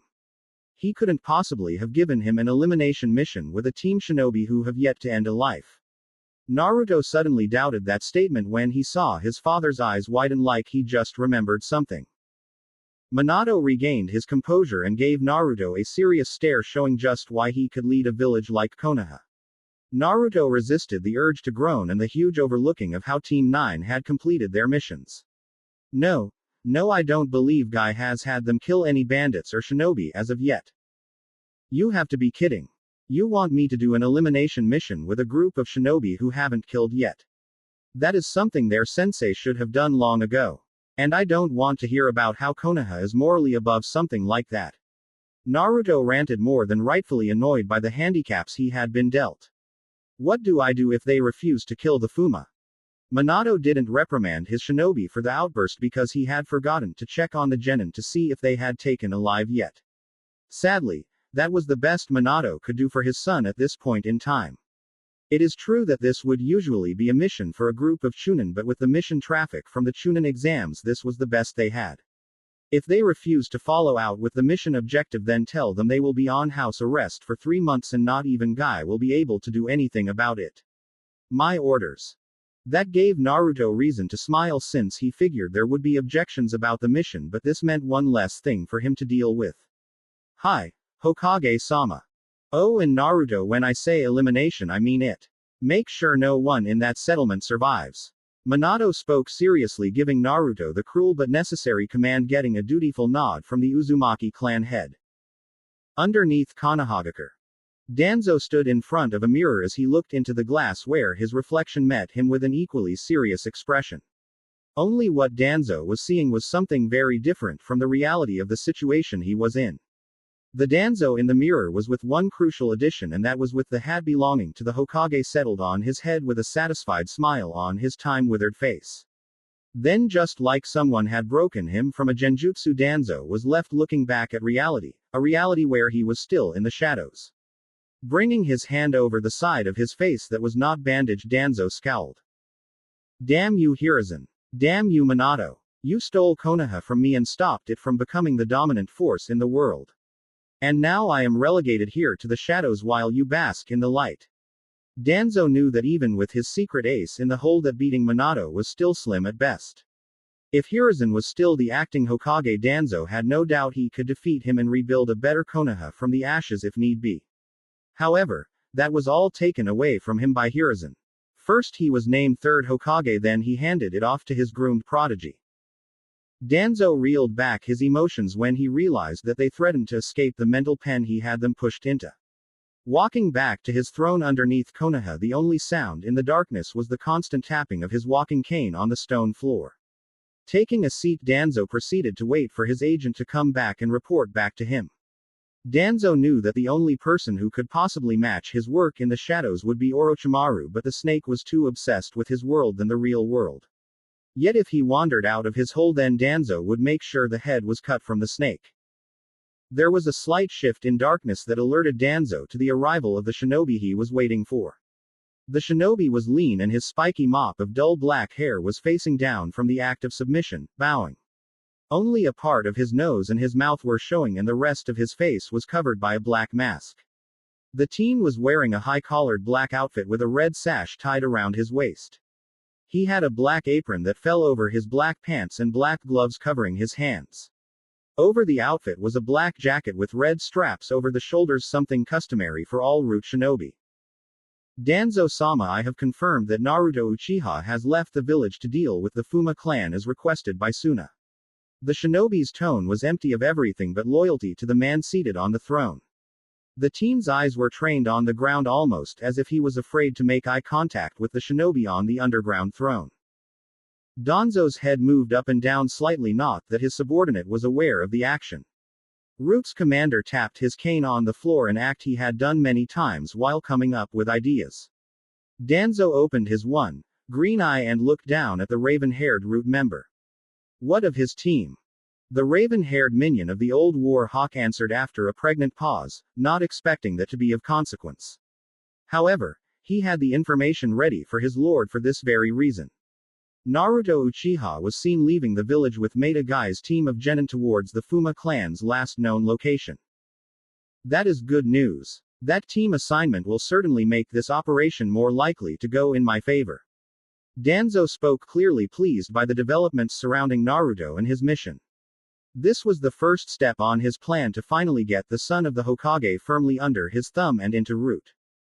The shinobi looked at the floor, but his eyes were certainly reflecting the unsure feelings he was currently experiencing. He wasn't sure if he was speaking out of place, but he was curious as to what his master meant. I don't believe I follow your logic, Danzo-sama. Wouldn't be easier to kidnap the Uchiha if he was alone? That may be true, but as of late Naruto has been very active in Konoha and his disappearance would raise questions. However, his first mission as a Chunin is with a team that has shown to be very successful. If he was to fail the mission and maybe lose one of those genin, his credit would go down the drain. Torun, I want you to visit the Fuma clan and warn them about the team coming to handle their elimination. Danzo's lips curled up into a disturbing smirk as the newly identified Torun uttered a "Hi Danzo-sama," and shunshined out of the area.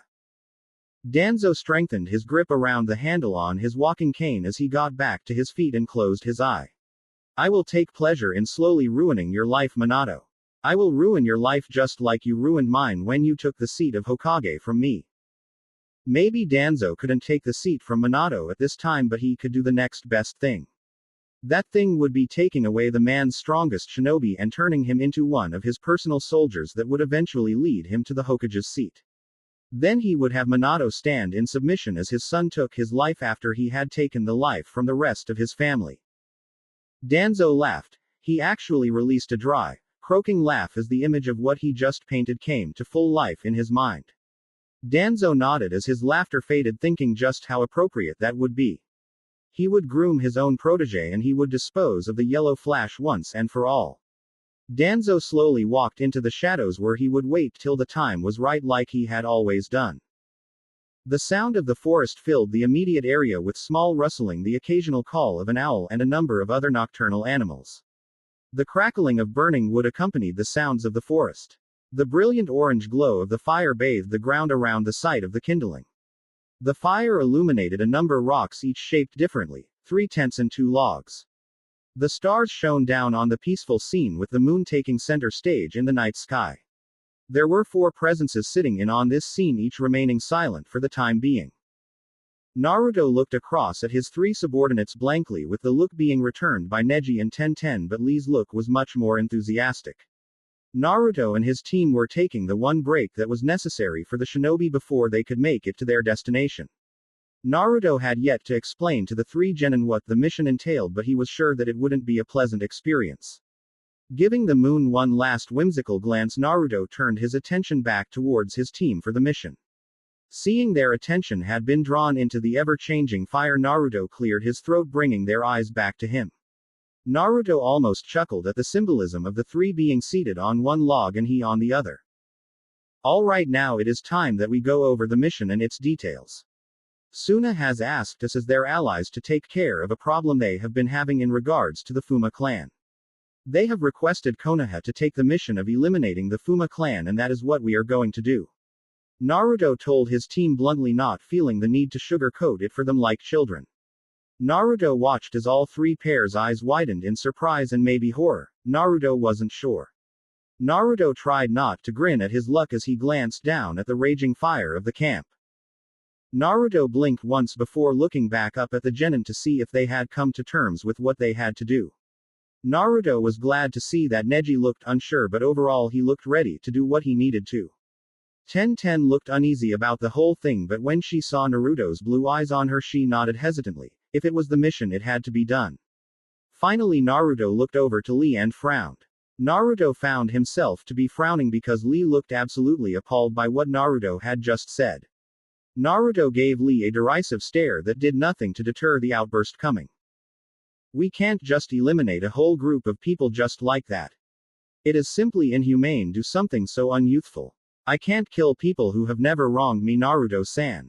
Lee cried out passionately, his bandaged hands clenched in a fit of anger. Naruto could only shake his head at the childish belief. Perhaps Lee shouldn't have been a shinobi if wasn't ready to kill even when the mission called for it.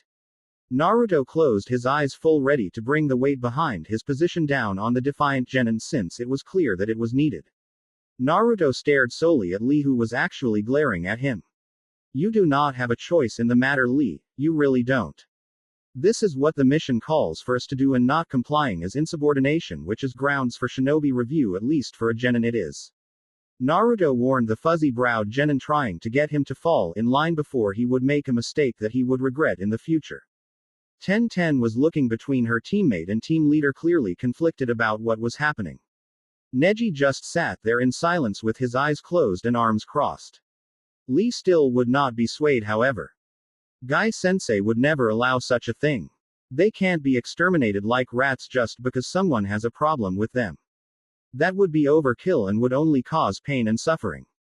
Lee spoke with a childish naivety that made Naruto want to send him straight back to Konoha, which he would have done if he didn't need the manpower provided by the green-wearing genin. Naruto thought about asking Lee what his sensei did during the wars Konoha was in, but that could destroy his mental state and make him dead weight, and once again he was needed for the mission. These orders come straight from the Hokage himself, and you as a genin have no right to question his judgment.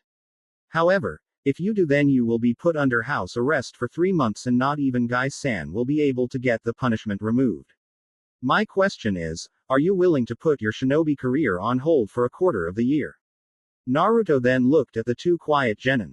Are any of you? Naruto knew he was being tough on them, but he was responsible for this mission and failure wasn't an option, especially his first as a chunin. If he was just another member, he wouldn't really care what Lee's viewpoint on the mission was. Naruto waited for an answer from each and he didn't find it surprising that after a minute of silence that Neji was the first one to answer his question. I always knew that this was one of the requirements of being a shinobi. We were spoiled to go this far without taking a life. I will be ready, Uchiha-san. Neji was determined to become stronger than he was during the exams, and this was the first step to see if he was emotionally stronger. Naruto nodded, pleased with Neji's grasp on how this world really worked, unlike his teammate who was lost in the fantasies of the world. Naruto turned his attention to the kunoichi with hair done in buns. I will get the job done, Uchiha-san. Ten spoke meekly, but Naruto could see that her eyes were slowly gaining resolve. Lee shot up from the log he was sitting on with his teammates, a scowl on his usually cheerful face. He looked at his teammates before looking at his squad leader with a furious shaking of his head. Lee spoke. I refuse to kill someone who has done nothing to wrong me or my friends. You two should be ashamed. Lee scolded his teammates before storming off into the woods and away from the camp. Lee, wait. Ten shouted as she too got to her feet and chased after her upset teammate without even thinking about it. Naruto watched the two of his subordinates disappear into the forestry content with letting Ten deal with Lee. Naruto looked over at Neji with an arched eyebrow. Not going to follow them. Neji looked at the Uzumaki and shook his head with his eyes drifting to the light of the fire subconsciously. No, Lee is being childish. If it is for the leaf, then I will kill the Fuma clan without reservation. Ten followed the sound of a loud but constant thumping, hoping to find her fuming teammate before he did something stupid. It only took the weapon's user a minute to walk up behind her teammate as he was punching the trunk of one of the many trees. Ten sat there for about 5 minutes until Lee's fury ran out of steam and he stopped assaulting the tree. Lee turned around and gave Ten an apologetic smile, which she returned with a small but sad smile. Lee, you can't fight Naruto-san on this. It was orders from Hokage-sama himself. Ten tried to reason with Lee but found no headway. Lee frowned deeply at the mention of having to kill once again, something he made sure not to do so far in his career. Lee didn't have a problem with Naruto at all, he just had a problem with the killing aspect of his mission.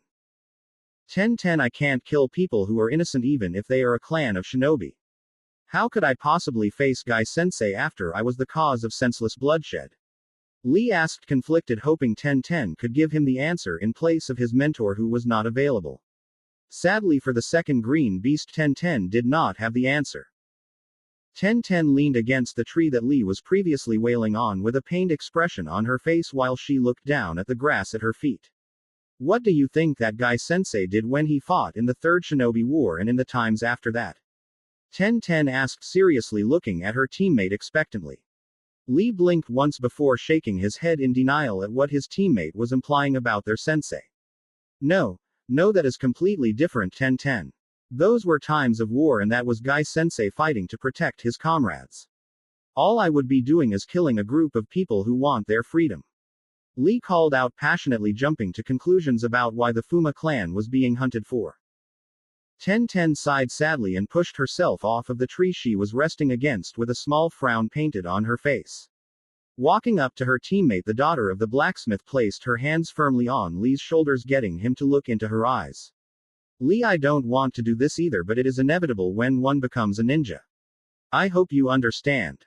Lee watched as the kunoichi of Team 9 left him and walked back towards the campsite as he tried to think of something to overcome this obstacle just like all the others put in front of him.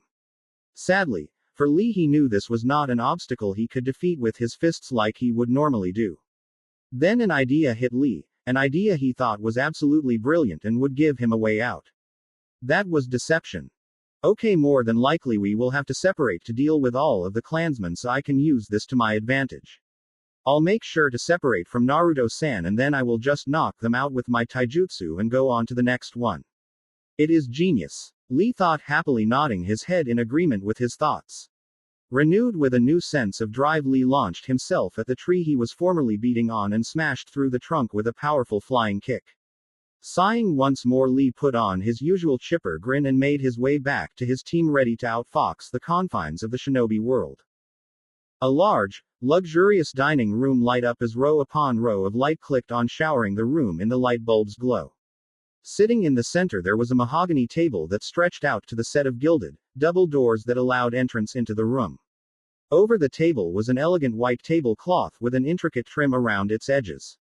Dotted along the table were chairs set up in equal intervals, and in front of each chair was a plate accompanied by a set of pristine silverware. There was even an excellently crafted wine glass placed next to the plate despite there not being any sort of drink to be poured. The windows that were built into the room were covered by drapes that clearly cost quite the lump sum and added to the bourgeoisie feeling that room seemed to exude in massive quantities. The sound of something clinging against glass echoed throughout the overly decorated dining room. There was a man sitting at the head of the table, the symbolism of which put him above the rest of his clan members, which was a giant ego boost. A constant stream of a red liquid washed into the once empty glass, filling it almost to the brim. There was a small hum as the glass was gripped from its underside before a pair of lips sampled the sweet-tasting liquor. There was a small hum as the owner of the voice evaluated the taste of what he was drinking. Finding the taste acceptable, he sent his maid away so that he could get down to business. The man in the chair was leaning back into the red cushions built into each chair with an amused, smug smirk as he looked over the hands folded in front of his face. The man's face had one long scar that ran from just under his eye down to his jaw, with a thick, white mustache covering his upper lip. The man's hair was just as white as it fell past his ears on both sides and parted at the center, showing off the smooth, flawless skin of his forehead. To complete his look, the man was dressed in a royal purple leisure suit with a rose that was seemingly blooming out of his suit. "Ho, so it seems that I have pests from Konoha getting ready to snoop around my fine settlement." The Fuma clan's leader spoke, clearly amused with the report he had just gotten from his guest. The man's voice was very high-pitched, and if not for the guest's emotional training it would have easily annoyed him with just how high-strung it was. The Fuma patriarch's voice could easily be equated to a set of nails being slowly dragged across a chalkboard. If the man kneeling at the other end of the table, which was quite the ways away, felt any annoyance toward this man, his posture nor his voice did anything to give it away. The man who was the same who spoke to Danzo before he left, Torun nodded his head. "Hi, Renzo-san." Releasing a small chuckle, the now identified Renzo let out a small, mirthful chuckle as he reached for his glass of wine. Brining the glass up to his mouth, the man with the white hair took another sip of the rich wine before regarding the rude operative. "It seems that my old friends back in Sunagakure couldn't handle little old me, so they plan on bringing the big, bad hidden leaf down on my head in hopes of crushing me. How amusing." The man broke out into laughter, not finding any threat in what could possibly happen to him despite the warnings from Torun. When the man's hearty laughter finally came to an end, he seemed surprised to see that Torun was still there, kneeling on the ground with a blank expression on his face. "Tell Danzo that his dogs are not needed and that I will take care of these shinobi myself, and not to show his face around here ever again." Renzo snarled at the rude nin, who simply nodded before he left the immediate area via the use of the shunshin. The white-haired man was so angry that he held his glass too tightly, which ended up with the glass shattering in his hand. The doors quickly opened and the same maid from earlier came rushing in with another glass and refilled it with wine before handing it off to Renzo. Taking another sip to calm his fraying nerves, the clan leader looked to his maid, who stood at attention. "I want you to go and gather my generals. It is time that we have a meeting and come up with a plan to deal with the leaf invaders who will show up soon." The maid uttered a quick yes before she hurried out of the room, leaving the man in the room by himself. The man looked into his reflection in the glass and gave himself a grin. Meanwhile, elsewhere, Torun was leaping from hanging tree limb to the next, his face void of any emotions, a product of his training. Torun looked at the scroll in his hand before running his chakra through it, getting the scroll to explode, leaving no trace of its message. "If the Uchiha doesn't kill you, then we will, Fuma. You know too much about us, even if it was only things that Danzo-sama allowed." Torun thought to himself emotionlessly as he continued to make his way back to one of the many root bases where he would give his report to Danzo and wait for further orders. There was one thing for certain, and that was the Fuma clan would not live past the end of the next day or two. 4 figures stood side by side as they looked down on the Fuma settlement from the top of the cliff they came upon. The 4 figures were Naruto and Team 9. Each had a small frown on their face when they gazed upon the very quiet settlement. Naruto and Neji, who had their Sharingan and Byakugan bloodlines activated respectively, used their improved vision to see that there were a number of Fuma walking along the street in every direction. Each person had different feelings, knowing that each life down there needed to be ended for the sake of their mission.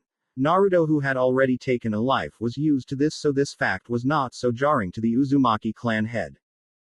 Naruto's strategic mind had already sectioned off the Fuma settlement into 5 sections, so it would be easier to issue orders off to his genin. In one of the far corners of the settlement there appeared to be a series of agricultural fields. Then under them seemed to be rows of housing. Then to the east there was a rather large tower jutting out over the other buildings.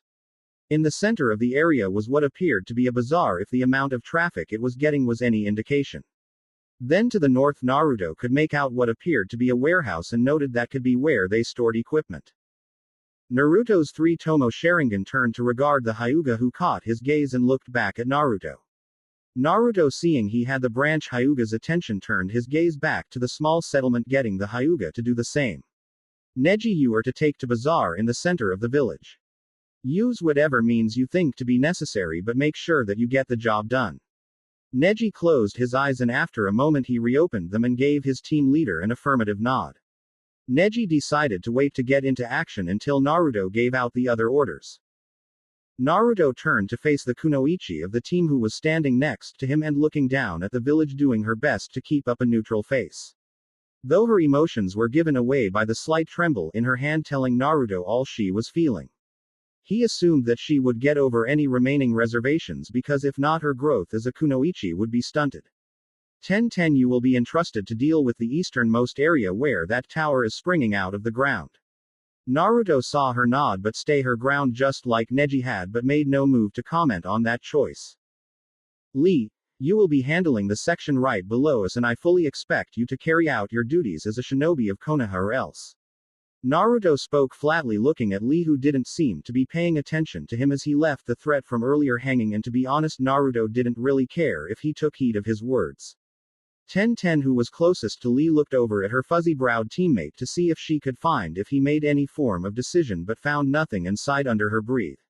She could only hope that her teammate would make the correct decision. Naruto's blood-red Sharingan spun idly as he looked over the destination of his mission, stoically remembering to keep his emotions bottled up until the appropriate time, as he was taught to do by Itachi. A cool breeze blew through the area, moving Naruto's hanging bang, showing off his second cursed eye. I will handle the 2 areas that I did not mention. When you have completed your assignments, I want you to return here and await my return.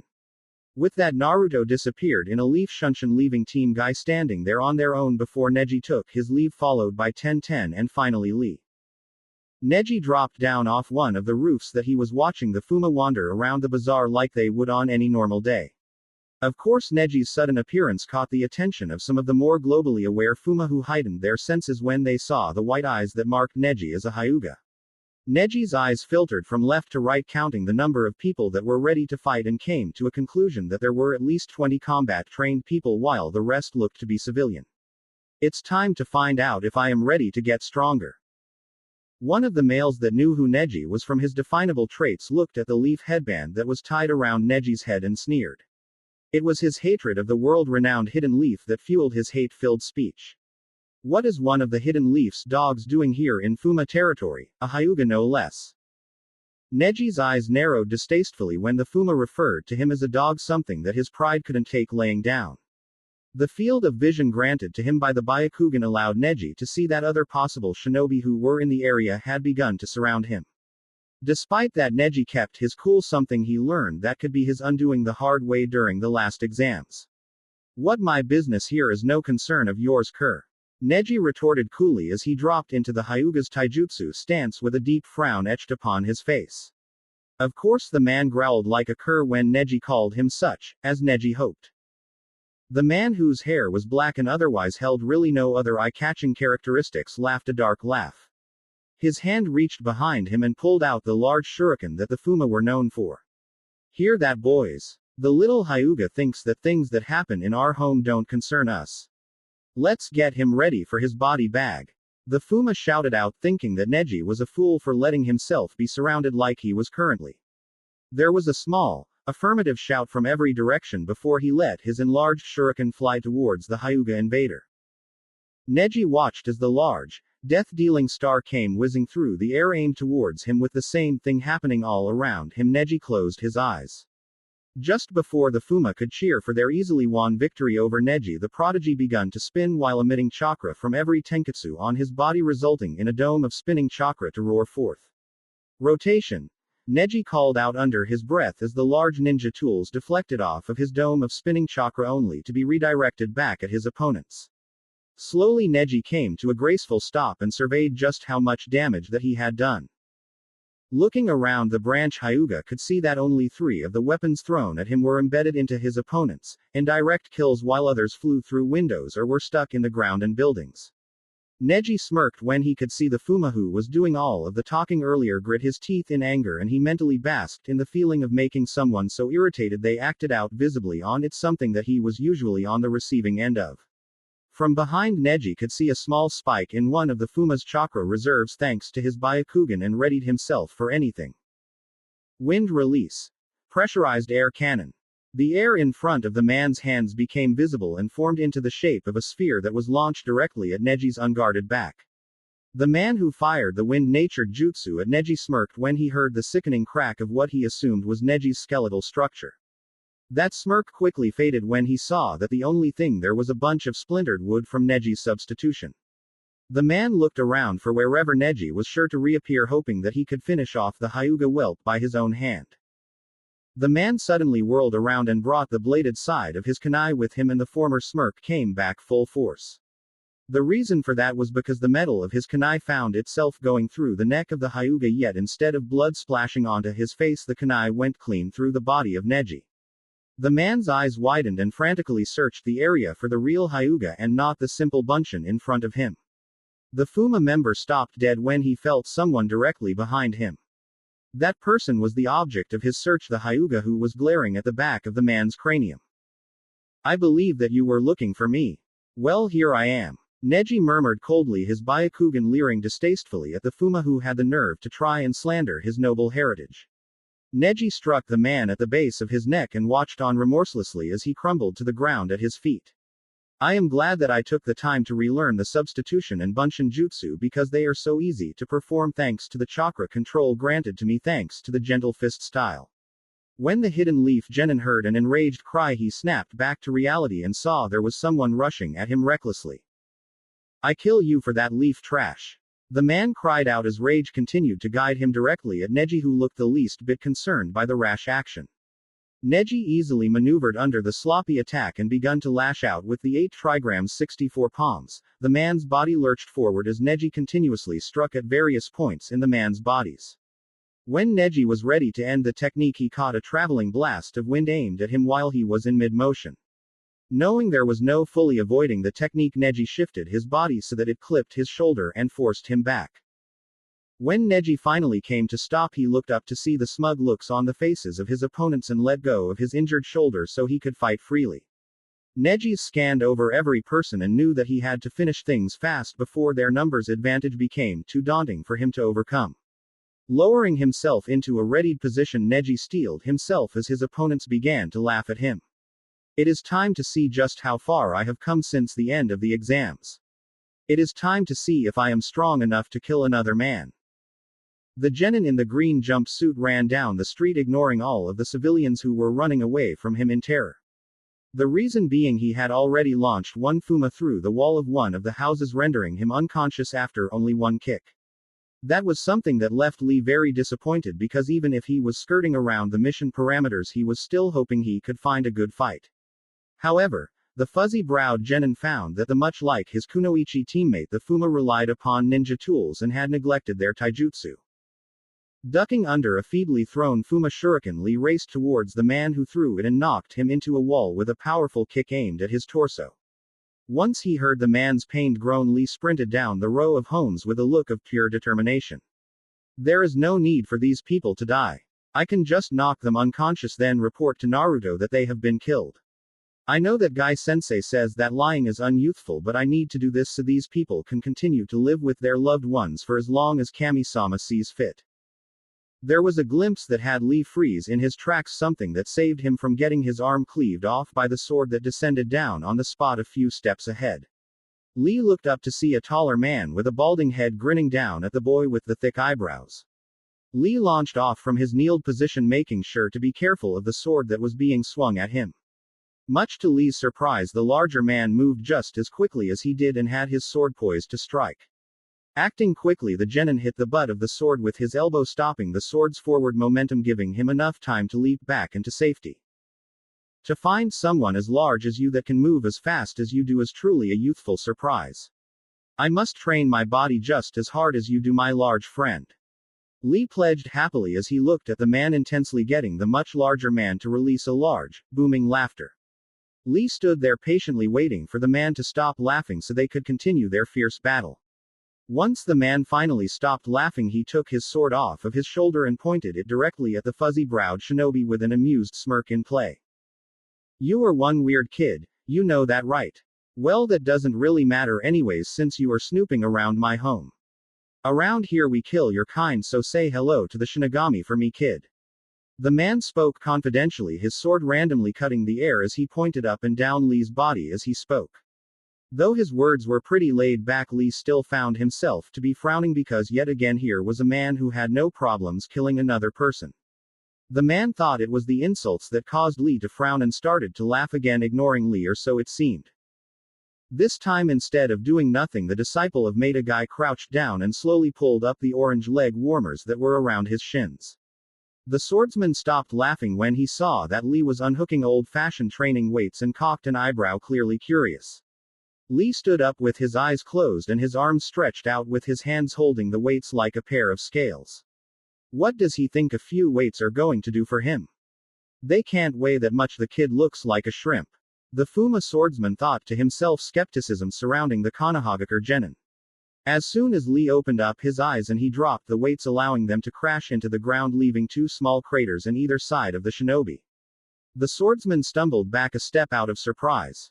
What the hell? What on earth does this kid do for training? Regaining his composure, the man wrapped his hands around the hilt of his sword and regarded Lee as a serious threat. Despite the goofy vibe that Lee gave off, he could see just how his opponent's demeanor had shifted over the past minute and knew it was too late. Let's go, Lee whispered quietly as he shot forward, vanishing from the sight of the swordsman, getting the balding Fuma to look around, a sense of dread growing in his gut. The man's eyes widened when he saw Lee reappear right in front of him, but before he was able to react to Lee's appearance, the taijutsu specialist had already thrown him in the air with a strong, rising kick. The man opened his eyes after shutting them briefly due to all of the pan and found he couldn't find Lee. That was because Lee was behind him, mimicking his body's positioning perfectly like a shadow. The swordsman tried to move so he could catch sight of Lee, but found that his body was bound up by the hand wraps rolled around his fists and forearms. The man knew it was too late when he felt two hands gripping his arms tightly through the wrappings. He did the only thing he could. He screamed as he and Lee's bodies begun to spin violently. The Fuma closed his eyes as his equilibrium was thrown off due to the spinning as he and Lee came closer to crashing into unforgiving ground below. Of course, Lee broke off just before his front lotus was over, leaving his opponent to be spiked into the ground. Lee stood there for a few moments, satisfied with the results of his taijutsu maneuver, before a chilling realization came over him. The realization that the front lotus might have killed the man, something he vowed not to do. Hurrying over to the man, Lee put his fingers down on his neck to check for a pulse and sighed heavily when he felt the pulse of his former opponent, glad that he was still drawing breath. Standing up, Lee started to rewrap his hands with a smile, looking at all of the unconscious people, glad he was able to keep his word thus far. Yet he knew the job was not done. 1010 was panting slightly as she tried to regain her breath after a rather large conflict between she and an unhappy group of Fuma. The daughter of the blacksmith took this time to wonder if her teammates were having just as rough of a go as she was. The weapons user looked up at the tower looming overhead and released a very unladylike snort, not quite believing there was still more. If one was to look around, they would be able to see a number of corpses with kunai, shuriken and a number of random weapons embedded into the bodies stewed about. 1010 had managed to push down all of the conflicting emotions that came with the work that shinobi were forced to do until there was time for her to deal with it appropriately. Luckily for the Hidden Leaf Kunoichi, her first kill was a man who was by himself, so when she froze up afterwards there was no one there to take advantage of her immobility. After that she found that she didn't have any problems killing again, well aside from the Fuma's resistance of course. Tenten cursed Naruto weakly for giving her such a difficult sector, ignoring the fact that Naruto had taken 2 sectors personally. She just needed something to complain about. Taking a few steps ahead, she let her thoughts wander towards the resident taijutsu specialist on her team and how he would act on this mission. She knew that he was a kind guy and valued life, but this was something that would come eventually. That was something her father made sure to point out to her before she started her kunoichi training, thinking that she would need to know all that came with being a shinobi to a hidden village. The girl shook her head because it was clear that no one had done that for Lee and left him in the compromising situation that he was in currently. Alright, time to finish this horrible mission and get back home and take a nice, long bath. Tenten spoke loudly, hoping to encourage herself to push on as she smacked her cheeks lightly, getting a healthy flush to adorn them. Checking to make sure her scrolls were secured to her person tightly, Tenten made her way towards the large tower with purpose showing in each stride. As she looked up at the impressive structure, she wondered why she never learnt any techniques made to make her stealthier, which would have helped greatly. Now then, how do I want to go about doing this? While the Hidden Leaf Kunoichi was busy mumbling to herself, there were 2 pairs of eyes watching her, one with curiosity and the other in amusement. After a few more moments of watching the girl, one of the figures cleared their throat, hoping to snap Tenten out of her self-induced reprieve. The sound of a feminine voice caught the attention of the girl's ears, earning the desired action of her eyes snapping over to where the 2 figures were standing. Being as startled as she was, Tenten immediately reached for her weapon scroll before she took note of each figure's appearance. The figure standing on the left was grinning at her for a reason that was currently out of Tenten's comprehension.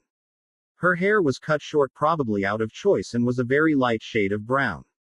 The woman's eyes were an equally bright shade of brown and were currently twinkling with mirth. Tenten saw that the woman was gripping what appeared to be a hand axe in her left hand, which the girl with buns in her hair thought was an odd choice for a weapon, not that she would comment on that. Her clothing consisted of a black, padded jacket and black shinobi pants along with standard shinobi sandals. Tenten looked over to the second figure, who was also a woman, but the difference in their demeanors was as clear as night and day. Whereas the first kunoichi looked relaxed, this one was much stiffer and looked at Tenten with a dry stare that could easily be mistaken for a glare if one looked at her too quickly. The woman's silver hair was long in comparison to her counterpart, and some of the silver strands covered up one of the coal-black eyes she possessed. She too was dressed in the same black jacket and pants, but she did differ in choice of weapon.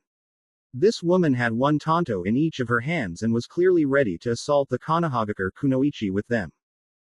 A cloud of smoke erupted from around Tenten's hands, and a few moments later the cloud dispersed, revealing that Tenten was holding a chain with a scythe blade at one end and a weight at the other, making the weapon easier to throw if the need arose. Tenten narrowed her eyes at the 2 threats across from her before speaking. "What do you 2 think you are doing, sneaking up on me like that?" Tenten's voice came out harsh and accusatory, much to the amusement of half of the duo, while the other looked miffed by the girl's blatant accusation. Oi, did you hear that, Luza-chan? She thinks we were trying to sneak up on her. The brown-haired girl asked of the silver-haired one, using her free hand to hold her side as she giggled uncontrollably, making Tenten taking a step back. Sure, she was used to dealing with weird from Lee and Guy, but this was another case of weird.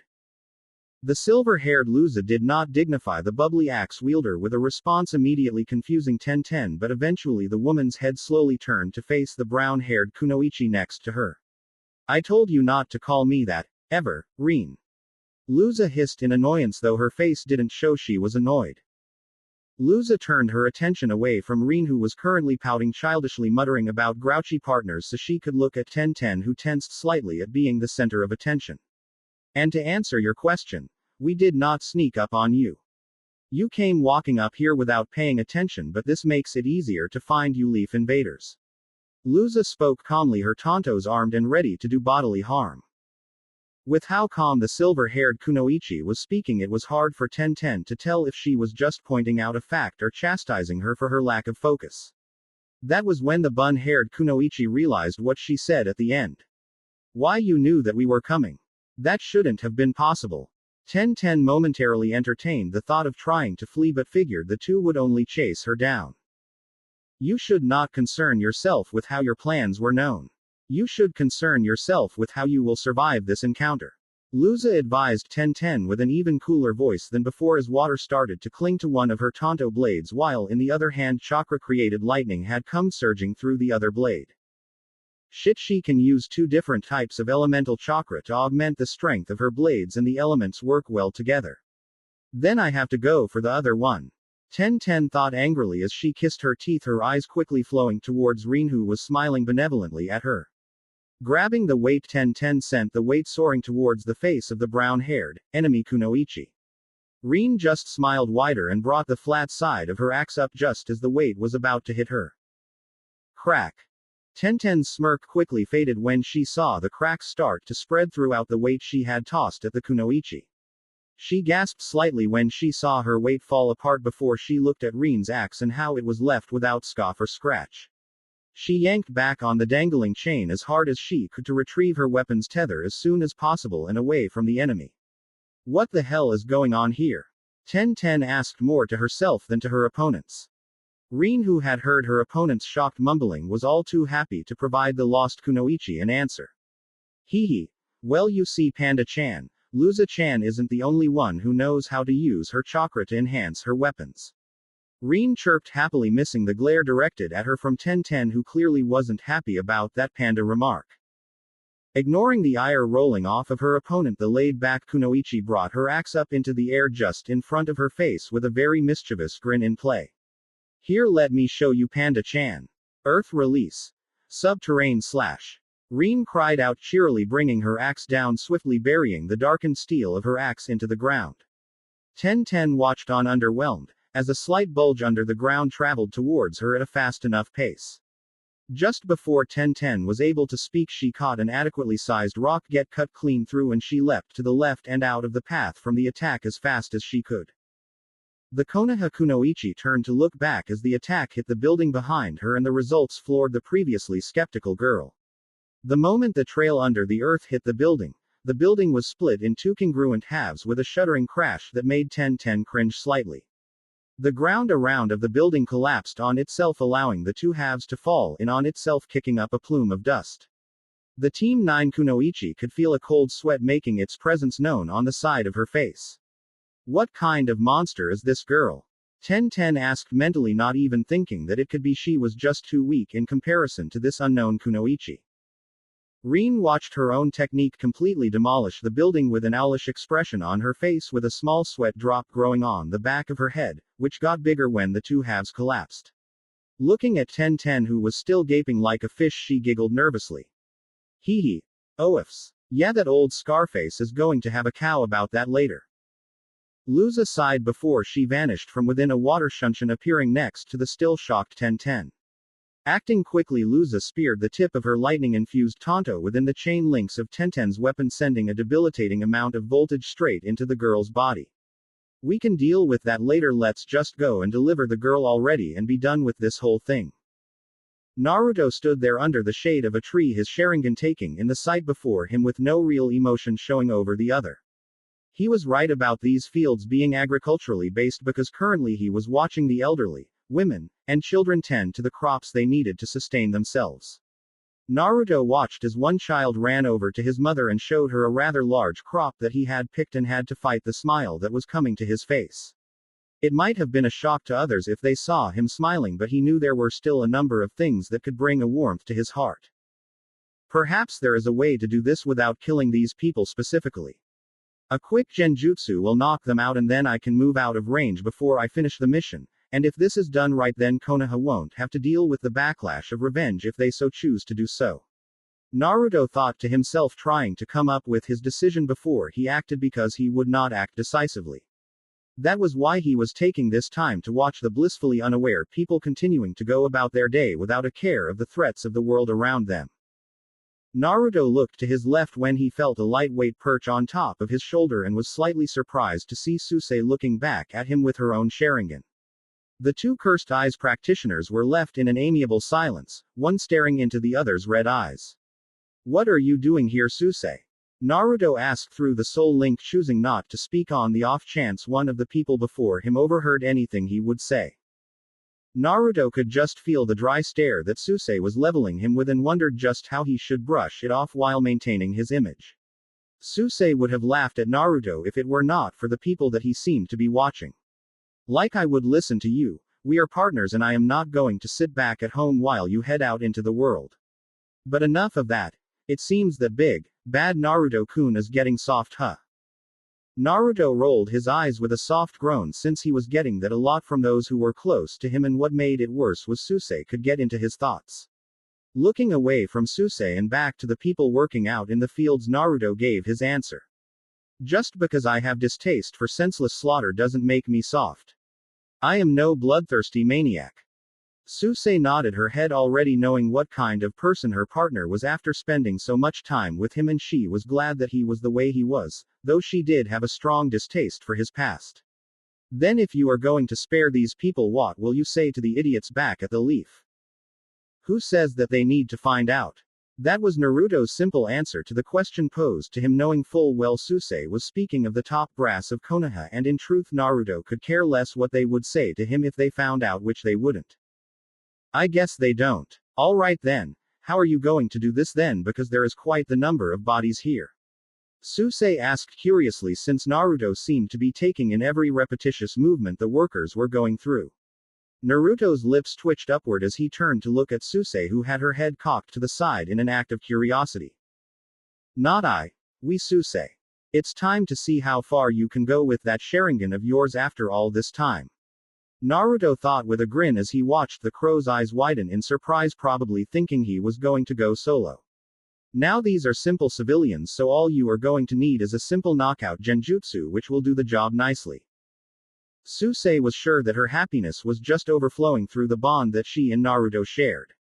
The reason for that happiness being that Naruto trusted her to do something like this in an uncontrolled environment. I won't let you down, Naruto-kun. Susei chirped as she took off like a bullet to go do as her partner asked. Naruto smiled at her enthusiasm and disappeared in a small twister of black feathers, his shunshin. Naruto reappeared in front of an elderly man who was looking down at the ground, missing Naruto's appearing out of thin air. Naruto cleared his throat, getting the elderly man to look up into his Sharingan that was spinning around hypnotically, and before the man could speak, Naruto beat him to the punch. Sharingan Genjutsu. Sleep. With the ocular contact, Naruto was easily able to control the man's chakra and put him into a forced slumber. Before the elderly man could fall to the ground, Naruto created a shadow clone and had it bring the man somewhere safe. Naruto glanced around and saw how many people were left and mumbled to himself. This might take a little more chakra than I would like to admit, but this is the way that I have chosen and there is no going back. I'll just need to rush the warehouse job with a few fire jutsu and move on. Naruto mused, looking up into the sky, watching the clouds drift about in the sky lazily before Naruto turned his gaze to another person who was looking towards him, and in that moment Naruto had caught another person within his hypnotic gaze. Then again, if things move about like this, maybe things won't take as long as I thought. Naruto pondered to himself, watching as Susei landed on a woman's shoulders, getting her to look into the crow's eyes, sealing her fate for the next few hours. Shaking his head, Naruto went back to the task at hand, finishing the mission. A violent twister of wind and black feathers roared to life on the cliff that the team from the Leaf had taken refuge on earlier, and when the wind settled, Naruto was revealed to Neji and Lee, who were talking amongst each other. Naruto's sharp eyes immediately noticed that Tenten was missing from the gathering, and his eyes narrowed at the two shinobi. Somewhere in his gut, the Hokage's son felt that something was amiss and that Tenten wasn't simply running late. Naruto could see that the other two shinobi felt the same, seeing the expressions of worry being reflected on their faces. Tenten was not with you, Naruto-san? Neji asked, even though both he and Naruto knew it was more of a confirmation than a question. Naruto looked over to the Hyuga and after a moment nodded slightly, earning a frown from the Hyuga prodigy. Naruto bit back the groan of annoyance that desperately wanted to escape from the confines of his throat. Before Naruto could even say anything on the subject, the taijutsu specialist interjected himself into the discussion. I will go and save Tenten from these unyouthful Fuma.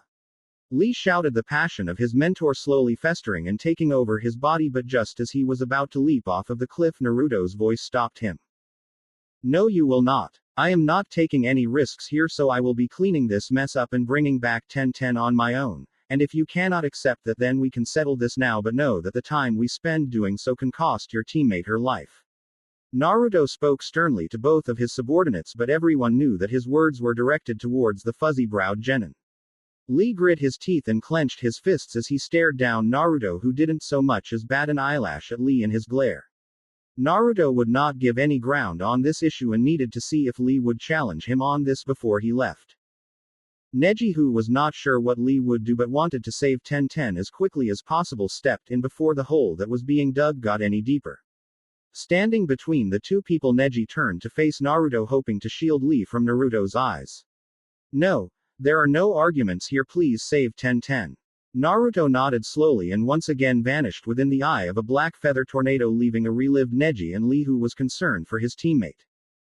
Naruto walked out of the shadows of the building near the large tower, taking note that 1010 had indeed followed his orders and killed the Fuma in the settlement, something he figured she might have skirted around. Naruto paused for a moment to conceal his presence as much as an amateur Jinchuriki could. And admitting he was indeed an amateur hurt both his and the Kyuubi's pride, but it was the truth. It would be difficult training, but it would be necessary for him to reach his utmost potential, and anything less would not be acceptable, especially considering just how powerful the other Jinchuriki were. Standing at the base of the ornate tower, Naruto decided to take care of this little problem right now and not later. Going through a quick series of hand signs, Naruto held two of his fingers to his lips as his chakra flew up his throat. Fire release. Grand Fireball. Naruto, knowing how to alter the technique, held his fingers in place, creating a flamethrower that torched the building, setting it ablaze. Upon ending his jutsu, Naruto listened to the panicked screams and cries for help from the inside and knew he grabbed their attention. Naruto was ready to walk into the flaming tower, but his eyes caught something off the glass of one of the windows. Naruto's Sharingan picked up the reflection of a projectile flying towards him from behind and acted on instinct, grabbing Twilight and pushing his chakra into the katana.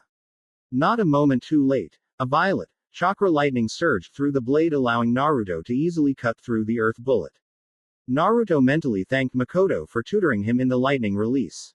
Naruto turned around, glaring at the two people who just landed on the ground in front of him for their attempt on his life. Naruto kept his chakra up, creating the lightning, and was about to attack, but one of the figures spoke first. Oi! That wasn't nice, Mr. Red Eyes. Was the feminine and slightly annoyed shout directed at Naruto from Rin, who was pointing at Naruto like he had just robbed a treasury. Naruto stared at the girl who he didn't know with an arched eyebrow as he wondered if she was serious or not. When the glare got even worse, he decided that she was indeed serious about the whole thing. Since Naruto sure as hell wasn't going to apologize for his will to live, he decided to return the girl's banter with his own little twist to it. Well, neither is trying to squash me like a bug under a rock. Naruto fired back while trying to figure out how to end this as quickly as possible. He already ruled out genjutsu, seeing as there were two of them. As soon as those words had gotten to the ears of Rin, her irritation quickly gave way to an insanely bright smile that made Naruto wonder how her cheeks split that far. I like this guy. Hey Luza-chan, is it alright if I fight Mr. Red Eyes? Rin asked excitedly as she looked over to Luza, who was staring at Naruto intently. I remember your face. The silver-haired Kunoichi began, getting Naruto to cock the eyebrow hidden by his bang. Yes, you are the shinobi who defeated the Aikibi's Jinchuriki and the Aikibi itself, Naruto Uzumaki Uchiha. Luza spoke seriously, doubting her and Rin's chances of defeating the Sharingan-wielding Leaf Nin. Luza dismissing the intrigued look on Naruto's face, turning to address her partner. You can fight him if you want, but I will not be fighting him, yet. Luza spoke calmly, keeping the last word in her mind. If you do fight him, Rin, try not to die. Luza warned Rin before turning back to Naruto, who was watching the whole thing play out silently. We will meet again, Uchiha-san. And with that, Luza took off in the opposite direction, knowing that their employer was soon to be dead. I knew Luza-chan cared about me. Rin cheered happily with an even brighter smile lighting up her face. Quickly turning around, Rin shot Naruto that same smile with her hands folded against the small of her back. Sorry, but I have to go and follow Luza-chan. See ya around, Uzumaki-kun. Naruto watched the odd girl take off in a hurry after the silver-haired kunoichi and shook his head, placing twilight back on his hip. Naruto turned back to the tower just in time to see a man running past, or trying to at least, before Naruto took him by the collar of his shirt, bringing him into forced eye contact. "Tell me who your leader is and where he is," Naruto demanded, using his Sharingan to make the man bow to his will whether the man wanted to or not. Naruto watched on as the light faded from the man's green eyes and his voice dropped into an empty tone. "His name is Renzo-sama and he is currently at the top floor of the tower." The man's intoned voice gave Naruto the answer he was searching for, getting Naruto to smile at the success of his Sharingan's genjutsu. Letting the man crumble to the ground unconscious, Naruto took into the flaming tower to save his subordinate. Naruto immediately ran to the top floor, sticking to the roof to avoid the chaos on the floors. Reaching the top floor in a flurry, Naruto sighed, since he knew this would look dramatic and hence go against what a shinobi was, but it was necessary for this moment. As soon as Naruto took 2 steps into the room, he was greeted by Renzo, who was smirking at him mockingly, as if he was in control, as if he had everything completely planned out. Naruto did not like that look, considering there was a burning tower literally going up in flames around him. "Look at the little leaf pest coming right into the web I set up for you, ever since the beginning." Renzo gloated slyly, or at least what he thought was being sly, but Naruto had easily picked up on what he was hinting at, and the implications made Naruto's blood boil. There was a traitor somewhere in his village that needed to be driven out, but first he needed to save Tenten, who was tied in a chair off to the left. Naruto's eyes darted from the unconscious kunoichi to the smug man who was sweating lightly from intense heat of Naruto's flames. "How did you know we were coming, Renzo?" Naruto hissed out angrily, watching the man simply laugh off his questioning. Seeing the man was not giving him anything, the raven-haired boy looked back at Tenten, hoping to save her now before anything could escalate and put the kunoichi in even greater danger. He really hoped to find something regarding the traitor, but it seemed it wasn't meant to be. Just when Naruto was ready to make his move towards Tenten, Renzo spoke up. "Hey leaf brat, look into my eyes when I am about to destroy you and know that you are helpless. Know that anything you do is futile against me. Look at me. I want to see the despair in those eyes of yours." Renzo cried out passionately, staring into Naruto's eyes, who was baffled by this man's idiocy. Naruto wondered if the man even knew of the Sharingan's capabilities to make such a challenge. In the end, the hidden leaf Chunin accepted the challenge and locked gazes with the well-dressed Fuma, sealing his fate. With the fool under his control, Naruto used his optical abilities to try and fish through his mind for the information he desired, but before he could, he was forcibly ejected from the incapacitated man's mind. Naruto in his surprise let his Sharingan fade back into his azure pools as he watched the man fall to his knees and let out a shrill cry of pain. Renzo's hands flew up and gripped the sides of his head, screaming for the pain to stop. Naruto watched on in morbid fascination as the man's eyes rolled back into his head and he fell to the floor of the tower dead. Not sparing the dead man a second glance, Naruto cut Tenten free, picked her up bridal style, and body flickered away from the towering inferno and back to meet up with Neji and Lee. As soon as Naruto reappeared holding a knocked out Tenten, Neji and Lee rushed forth, asking Naruto what happened to her, which he responded with the true answer, that he did not know. After a number of times asking the same question, both shinobi accepted the answer, Neji more so than Lee. Naruto, remembering his final objective, walked over to Lee and presented him with his unconscious teammate. "Here, I don't believe there is any lasting damage, so she should be up within the hour," Naruto informed the taijutsu specialist as he handed over Tenten to him, getting a nod from the genin. Rolling his shoulders, Naruto turned around and created a Kage Bunshin that stood next to him at the edge of the cliff, overlooking the clouds of smoke that elevated into the air from the burning buildings that Naruto had created. Both Neji and Lee looked at Naruto, wondering what he was doing, since they believed the mission was finally over, but kept their mouths closed. Naruto and his clone shared a look as Naruto slowly built of a sphere of condensed wind between his palms. Eventually the sphere became too much for Naruto to hold and floated into the airspace in front of him and continued to grow in size. Neji and Lee, who recognized the technique from back in the Chunin exams, immediately backed away from Naruto, who was watching the sphere grow before his clone hit the sphere with a fireball, fusing the two elemental energies. Seeing that the stage was set, the Kyuubi's Jinchuriki put his pointer fingers together and aimed them at the sphere of air and flames.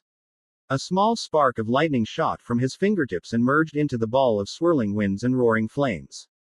Now that his technique was complete, Naruto had the winds themselves carry the massive bomb into the center of the settlement. Collaboration technique. Judgment of the Scorned. Naruto's whisper was cancelled out by the crash of energy that was unleashed when Naruto's attack hit the earth, releasing all the energy that was packed into the sphere. Turning around, Naruto walked towards his team as a massive wave of energy shot up and domed out as the energy searched for an escape, leaving Neji impressed despite already seeing the move. Lee, on the other hand, was scowling furiously at what had just occurred. All of the effort Lee put in leaving people unconscious was gone, along with all the lives Naruto had so easily taken away. It was then that Lee decided that Naruto was not someone he neither liked nor respected. Naruto walked past his two motionless subordinates, oblivious to their thoughts, and kept walking until he realized there was no one following him. Let's go. Naruto ordered, getting the other Leaf Shinobi to come back to reality. Neji nodded and did so while Lee casted a lingering glance where the Fuma were located before following, carrying Ten at a safe distance from his team leader. The only thing left of the once proud Fuma clan was nothing but the smoldering crater left by Naruto's last technique, and the survivors that Naruto allowed to continue living on, saving them from an obscure death in a crater. Root hidden base. Danzo slowly opened up one eye to look down at a shinobi who was kneeling at the man's feet with a bored stare. The man could hear his master's cane tapping the ground, but he would not dare to meet his superior's gaze without being addressed first. Danzo broke his pensive silence after a few moments of deep thought.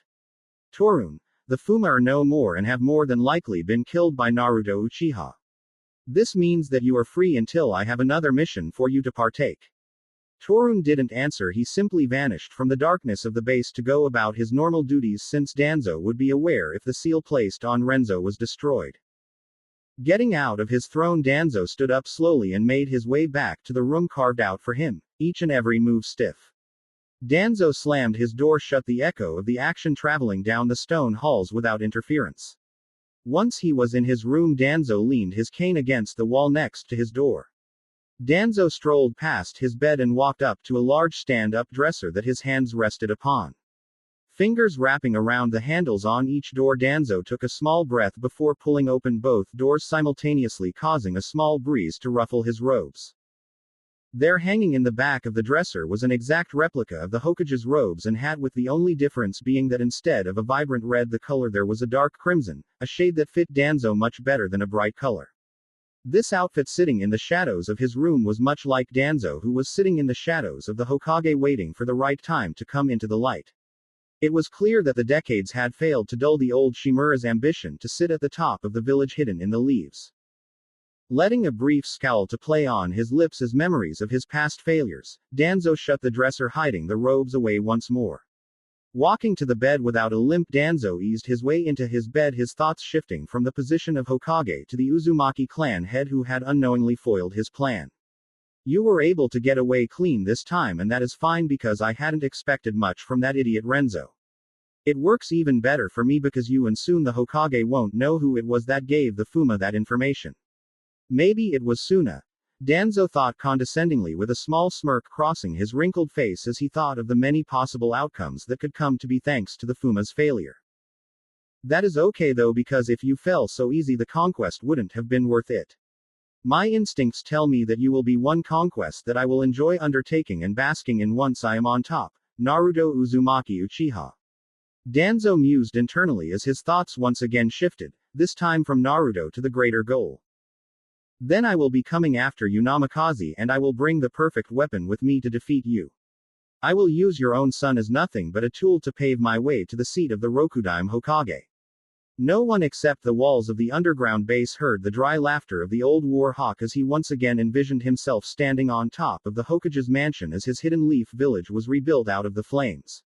The same flames that would cleanse the village of the moronic notion of the will of fire that he could replace with a cold hard logic and a generally more cutthroat attitude that would once again place Konoha at the top of the ninja world, a position that no one would dare challenge. And he would be the strongest shinobi inside of this utopia. He had faith that this would come to be because his plans always provided the desired results, always.